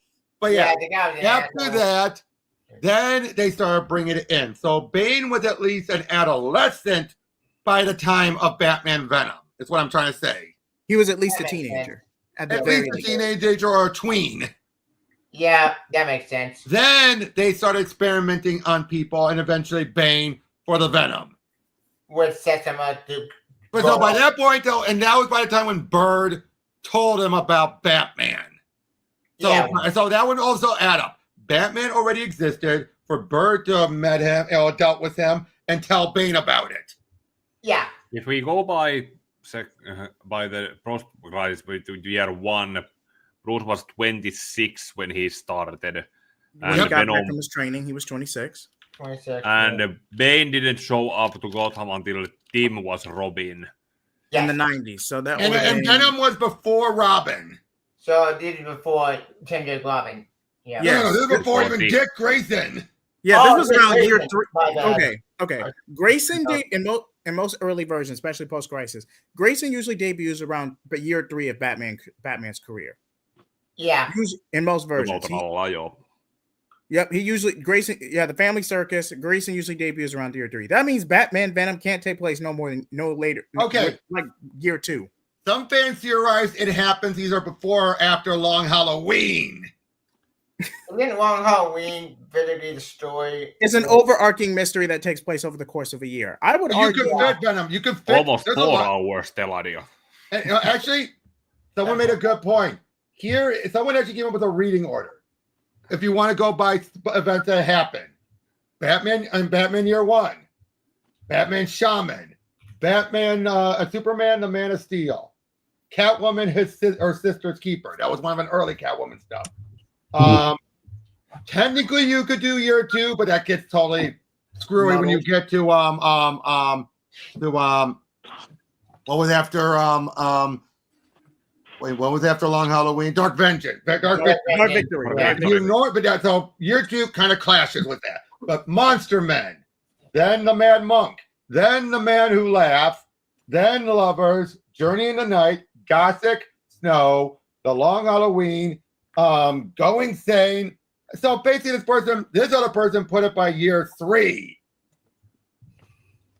It's pushing it. You could say Grayson was still, being taken care of by the social services of Gotham and was going through the legal process of becoming a ward. Yeah. That means you would have to push Grayson's case back by at least a couple of months, but it's doable. Exactly. Yeah. But still, though, putting it somewhere around Long Halloween makes sense, though, if you ask me. Yeah. In other words, Batman dealt with the drug. Bane got pumped up on, and then you got to give it a few years from Venom to it reaching Bane, because remember, they improved it. They made it a liquid on all that instead as opposed to pills. With the pills failed badly. So No. They didn't fail. They were very effective. Oh, my God. Almost too effective. Yeah. And not that though, but there was also other steps. Like the young boy, he was skinny, scrawny, and then eventually they also did surgery on him to make him jacked up. Surgery? Got it. Oh yeah, because you see these surgical scars and everything on him. Wow, I did not know about that. I know my stuff, dudes. Yeah, I agree with that. But like we said, you could squeeze Batman Venom in year 3. You would just have to push Grayson's adoption case back a couple of months. Yeah, but I say year 2 makes more sense. Year 2 at the absolute earliest. Year 2. But Yeah, I was gonna say I usually thought Dick came around after Bruce had met all of his like major villains, Joker, Scarecrow. No. Well, all okay, of that. Joker, yes. Joker, yes. Yes, but Scarecrow, nothing. That's the problem with you. That's the problem with Long Halloween, to be fair. True. Long Halloween does that 1 year. Yeah, but it takes Yeah, place over 1 that's year, what but by made me the end think. of That's what. Sorry to cut you off, Robert. That's what made me think Dick came after all of them because like Yeah. I always thought like Long No, Halloween. that is true. Because Long Halloween did become the new canon. It did. Yeah, And the majority of villains were already established over the course of Long Halloween. Although some of them don't make sense. Like Freeze does not make a sense to be a year 2 villain. Wait, Freeze in that story? I know about that. No. No, he appeared in Dark Victory. He wasn't in the original Long Halloween. Oh, Dark Victory. Yeah, but even then, no, he should not be that early. Yeah, year 3, year 4, maybe, but not a year 2. Year 4, yes. Year 2, going to year 3, that still feels a little too early. Speaking of Long Halloween, y'all remind me, did anyone read the sequel to Long Halloween? Yeah, Dark Victory. We were just talking about that. No, not. Oh, you mean last Halloween that's going on now? That's the end of the trilogy. Yes, that one, the recent one. I'm enjoying it. Cool. I'll say this: it's better lying from Loeb than Hush 2. The Hush 2 is bad. Like it makes no sense. Like Okay, there are only 2 issues in. First issue was fine. The second issue was god awful. Yeah, have you read it? I have read it. At least in my opinion, because we do need to get ready for CLD in an hour. But in my opinion, Hush 2 was likely going to be an Elseworld, was likely, or at least the original concept was as a standalone. But then the Bat book's gonna get relaunched anyway, so we might as well squeeze it in here as like a mini arc and boost some numbers. Yeah. I mean, I was excited for Hush 2 because I always wanted them to bring back Tommy Elliott because he's another one of like the whole Bruce's villains are like a concept of him. So I always wanted Tommy to be like what Bruce would have been like if he like was entitled or wait, hold on. Jay, sorry to ask this, but can I cuss on here if that's all right? Sure. Do what you gotta do. I always wanted Tommy to be like the Bruce that if he wasn't like what am I trying to say? If he was fucked up, basically. Yeah, like we can all agree on that. Tommy's like the fucked up Bruce. I see where you're coming from. And yeah, I don't mind cursing on my channel as long as it's relevant to but like that's always why I wanted Tommy to be in like they really screwed the pooch on Hush 2, especially when people were hyping it up. So like but I do see sorry, Robert, just right quick. I do see the difference because Tommy was actually abused by his parents, which led to his psychological break. Well, most of it was Deanie's the one who established that. Not Loeb. Yeah. Wait, was that in Heart of Hush or was that a separate story? Heart of Hush. That was Heart of Hush. Okay, but Deanie wrote it. Okay. Yeah, now I gotta say, one thing that does bother me, I don't get it. It's Tommy going after Joker because of Heart of Hush, or is it not Heart of Hush, Return of Hush, or is it because of that extra story that he and Loeb did where Harley bonked him on the head after he got out of the water? After Harley Quinn? Because Joker was there too. Yeah, because Harley Quinn and told her to do it. Yeah, I don't because the fact that Loeb worked on that little bit. That's why I'm wondering. Now, to be fair, Return of Hush, I'd rather that story didn't exist at all. Was it bad? I still want my money back from it. It was bad. The only thing good of that, god awful. The only thing good about that was having his heart removed is what inspired him then to remove Selena's heart. Oh, that is brutal. That's very dark. But that's the only good that came out of that. And that wasn't even from the story itself. It's what it inspired. Oh. So I would but I would say though, why is Jason using guns? Yeah, why is Jason using guns again? Why? Why are you using guns? It makes no sense. They don't even explain why he's using guns again. To be fair, when people think of Jason, they do think of him as the Robin with guns. So like, I can't blame But them. the comic hasn't had him use gun since New 52 started. And when we Wait. Didn't Actually, he briefly has been use guns using in Urban New 52 as well. Legends? Oh, sorry, Rebirth. I mean, I always thought like Jason used he used guns, but in his first debut, he used regular bullets. Yes. Then when he and Bruce reconciled, he started going to rubber bullets. So I always thought, yeah, and you're he right. kept that. You're right, Cameron. But they don't explain why he's now switching back to bullets just out of the blue. And when Batman would then shoot him to test to see if he's Clayface. Yeah, it makes no sense. At the end of Rebirth, he dropped the gun to kill guys. It was weird. Yeah. But I mean, in my opinion, I think. Sorry to cut you off, but I think it's because DC is trying to make Jason relevant. Because I may get some hate for this. Jason, in my opinion, really doesn't have that much going on for him. Yeah. The Outlaw storyline was cool and whatnot, but like whenever he's paired up with Batman, they always go back to the whole "oh, I hate you." Like, what? I'm sorry to like ramble, but when they had Bruce beat Jason. I forgot which run it was, but when they had him beat Jason to like a Blade Pope, I was like, you're talking okay, about Gotham War. You're talking about Gotham War? No, yes. Thank you, Robert. That's what I hated when DC like, can y'all just have this pair be father and son again? Agreed. And I'll say this. Gotham War, let's be honest, that wasn't Bruce. No, that was Zur-En-Arrh. Yeah. Yeah, but yeah, okay. Doesn't help that DC marketed it as Bruce. They marketed it as Bruce. Okay, can I ask you something? That actually one thing that bothered me. Going back to Damian. Why did Damian go along with it, not realizing that was his dad in the metal suit? Yeah, why did it take him so long to realize it was Zur-En-Arrh? Because you need the drag. Because you wanted a Bat family. Because you wanted a Bat family versus Bat family story. So they were just trying it. It's an occasion where they make the child character act childish. No, I'm not talking about Gotham War. I'm talking about after Gotham War. Oh, after Gotham War. Because they wanted to have. All right, let's be honest. DC uses the Bat family only when they want to have drama. To an extent, Cameron does have a bit of a point. Okay, Jay, I'm talking about around absolute power. Okay, with failsafe. Okay. Yeah, with failsafe.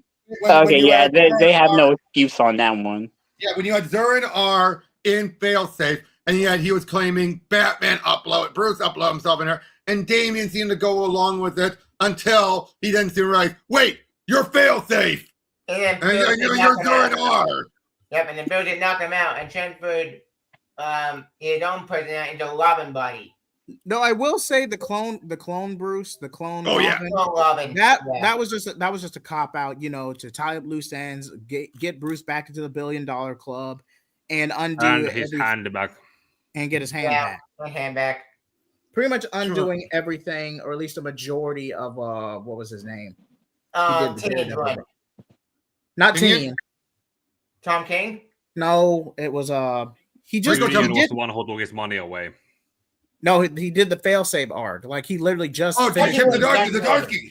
Thank you. Zdarsky. Yeah, thank you, Robin. Pretty much undoing a lot of what Zdarsky was setting up, or at the very least giving resolution to it. So just the usual for DC. The only resolution that not going to resolve is Alfred's death. That's still not been left on. They're not going to undo it. No, Alfred is bring Alfred back is a new reboot. Yeah. Until a new reboot happens or an Elseworld stories, Alfred is officially shelved. Yeah. I am surprised that they have committed Alfred's death this long. Agreed. I'm surprised they commit that as well. Because if you kill off Alfred, it's the point of no return. You can't take it back. No. They could. You know why? They did it once. Yep. Back to Christ then. They killed him off. Then they found out he was going to be in the 60s show. So they made him the outsider. And then had it, with revealed that was a way of bringing him back. They stopped him and reverted him back to Alfred. Yep. Well, but 100% that did happen. You know about that, Jay Heat? Yeah, he was brought back for. He was shelved in the Silver Age, but he was brought back for synergy purposes with the Adam West show. I did not know that. I thought this was the first official death of Alfred, No, but technically thanks for the history lesson, Robert. Yep. Technically, Yeah. second. Yeah, and that's why you had the outsider in Forever Evil on Earth 3 being an evil Alfred. Oh yeah, we forgot about that. Because he was the outsider. Didn't he die in that No. story? The outsider. Yeah, he No. was killed by the Oh, what? Masahas. Oh, you're right. And Yeah, then yeah. and you also had the outsider in Flashpoint, and I think that was meant to be Alfred too. Wait, that happened in Flashpoint? I know what this. It was in one of They the had an time issues. outsider Tevia. who was not named in Oh. there. But I'm positive that was Alfred. It had to be. It had to be Alfred. That makes sense. You didn't see Alfred with you got Penguin in Alfred's place for Batman for Flashpoint Batman. Yeah, that confused me. Like even It was weird. I love the movie. I think the movie is good. I know there's Oh. be that. Oh, you're talking about the movie. No, I'm talking about the comic. No, the comic did that too. The comic Yeah. did that too, Yeah, Tevia. too. That's just a weird change. Yeah. But Yeah, whew, 4 hours. This was a great discussion. Lord. Yeah. it was. Glad I came on here. This was great. I Yep. just need to take some pills to be able to sleep. Yep. Yeah. By the way, I know with the time zone difference, you have to be Yep. exhausted. Yep. Hey, Jay, can you and I talk after we sign off? Sure, I got a few minutes. We got about an hour before CLD, but I can talk. Yeah. But, Yeah. All right. I want to But, share something all right. when All the right, camera we'll is go off. around. All right, go ahead. Anything- When the camera is off. Oh, when the camera's off. All right. All right. Anything, Cameron, you want to say or add before we go around the room, promote and do final thoughts? No, just like thanks for having me on. I'm very glad I came on here, even though I was late. So and thanks again for the history lessons. Learned a lot. It's Hey, quite all right, man. If Glad you ever to want to have come on Pro Teachers Noobs, let me know and I'll teach you a whole lot of stuff. You got it, man. You got it. you. Yep. All right, we're now gonna go around the room. Pika, you go first. Yeah, you can find me from here from this sign here on YouTube. I just by this point yesterday on a Friday I posted a video about the PlayStation 2 Batman Begins video game, and I'm going to be streaming Drakengard and Final Fantasy 16 on the different alternating days going forward, and I have 3 videos in currently active production. There's the part 4 of my 4-part review series on Batman vs Robin. That is one video. I'm trying to get All-Star Superman video done before James Gunn's Superman movie comes out. And then I have a video game comparison review comparing the first Silent Hill video game to Resident Evil Village. Ooh. Oh, Nice. All right. Then should I go next? Yes, Robert, give me just one moment to switch you guys out and you'll be ready to go. All right, exit. And whenever you're ready. I'm Robert Willing. You can check out my link. It'll probably be down in the description. I have my show Pro Teachers Noobs, where I go over a bunch of comics with people who have never read the books before. Well, usually. I'm coming up on it in less than 550, in which case I will be going over Mouse. ooh, cool. Yep. And then after that, Peek and I we're going to do a whole week of Blackest Night. Cool. That's all. Okay. Anything else, Robert? Nope. All right. Cameron, anything you want to share? No, like I said, everything I wanted to say was previous. Thank you for the history lesson, and see you guys at COD. All right. And Tevia, anything you want to promote? Yeah. Yesterday I did do a video of a fan comic at the Spider-Go at the comic. Well, kind of called Hellspinner. I always at the independent draw, and I got the ask me to review it, and I really it was a good story. I think today I'll do my repeat fantasy in future. I'll try to get Davey copyright nonsense. I'll try to react the best I can. Yes. Yeah, the Tomorrowverse retrospective, we are planning. Yeah, that. well, retrospective, we want to do that. We just need to set a date though. We never got a chance to do that for the. but hopefully it'll do that in the future. Hopefully, quite again that one. But other than that, I'm trying to do my Young Peacemaker Season 2. The new trailer came out today. I'll try to do another Godzilla announcement that got announced today. But other than that, on Wednesday I did review the Venom comic. That book was bad. Like what the heck without you even thinking? Wait, what Batman comic? No. Venom. The all new Venom. Oh, comic. Venom. Oh, Yeah. Less said the better. Less said the better. Yeah. That's I about wouldn't even waste said the better. I wouldn't even waste a shelf title gone bad on that. That's just Marvel being Marvel being petty, being spiteful at that Yeah. point. Let's go. Let's not go into a rant about that. We're gonna be here all day. All right, Kevin, anything else? Anything else? Yeah. I like I said before, I did do my reviews away on that book already, which kind of was bad. But other than that, I think that's all I got coming up for my channel. Other than that, All right. Yep. All right. As for me, I'm not going to do the solo layout for myself to save time. As for me, I'm on a path. I recently started a Star Wars Jedi Fallen Order playthrough. I've already got the second part set to premiere in a couple of hours. Also, I do other games like Sparking Zero, Drag. Oh, hold on. Videos and games. It looks like we have a last minute guest on the show. Cool. Michael, Yeah. you showed up just as we were wrapping up. Yeah. But and also we just got news to this today, so I'm going to go ahead and announce it. Either this Monday or Tuesday, depending on my work schedule, we're going to review 16 through 20, since the last 2 episodes are going to be simul-released on the last day. Cool. So that's going to be a long one. That's going to be 16, 17, 18, 19, 20. That's 5 episodes straight. That's going to be every bit. That's going to be about a 2-hour stream. I want to say about a good 2 Yeah, hours. 2-hour stream for sure. Yep. All right. So it's like, comment, subscribe, stick around for that. Yeah. Thanks for joining, everyone. Flame on. And may your heart be going keep.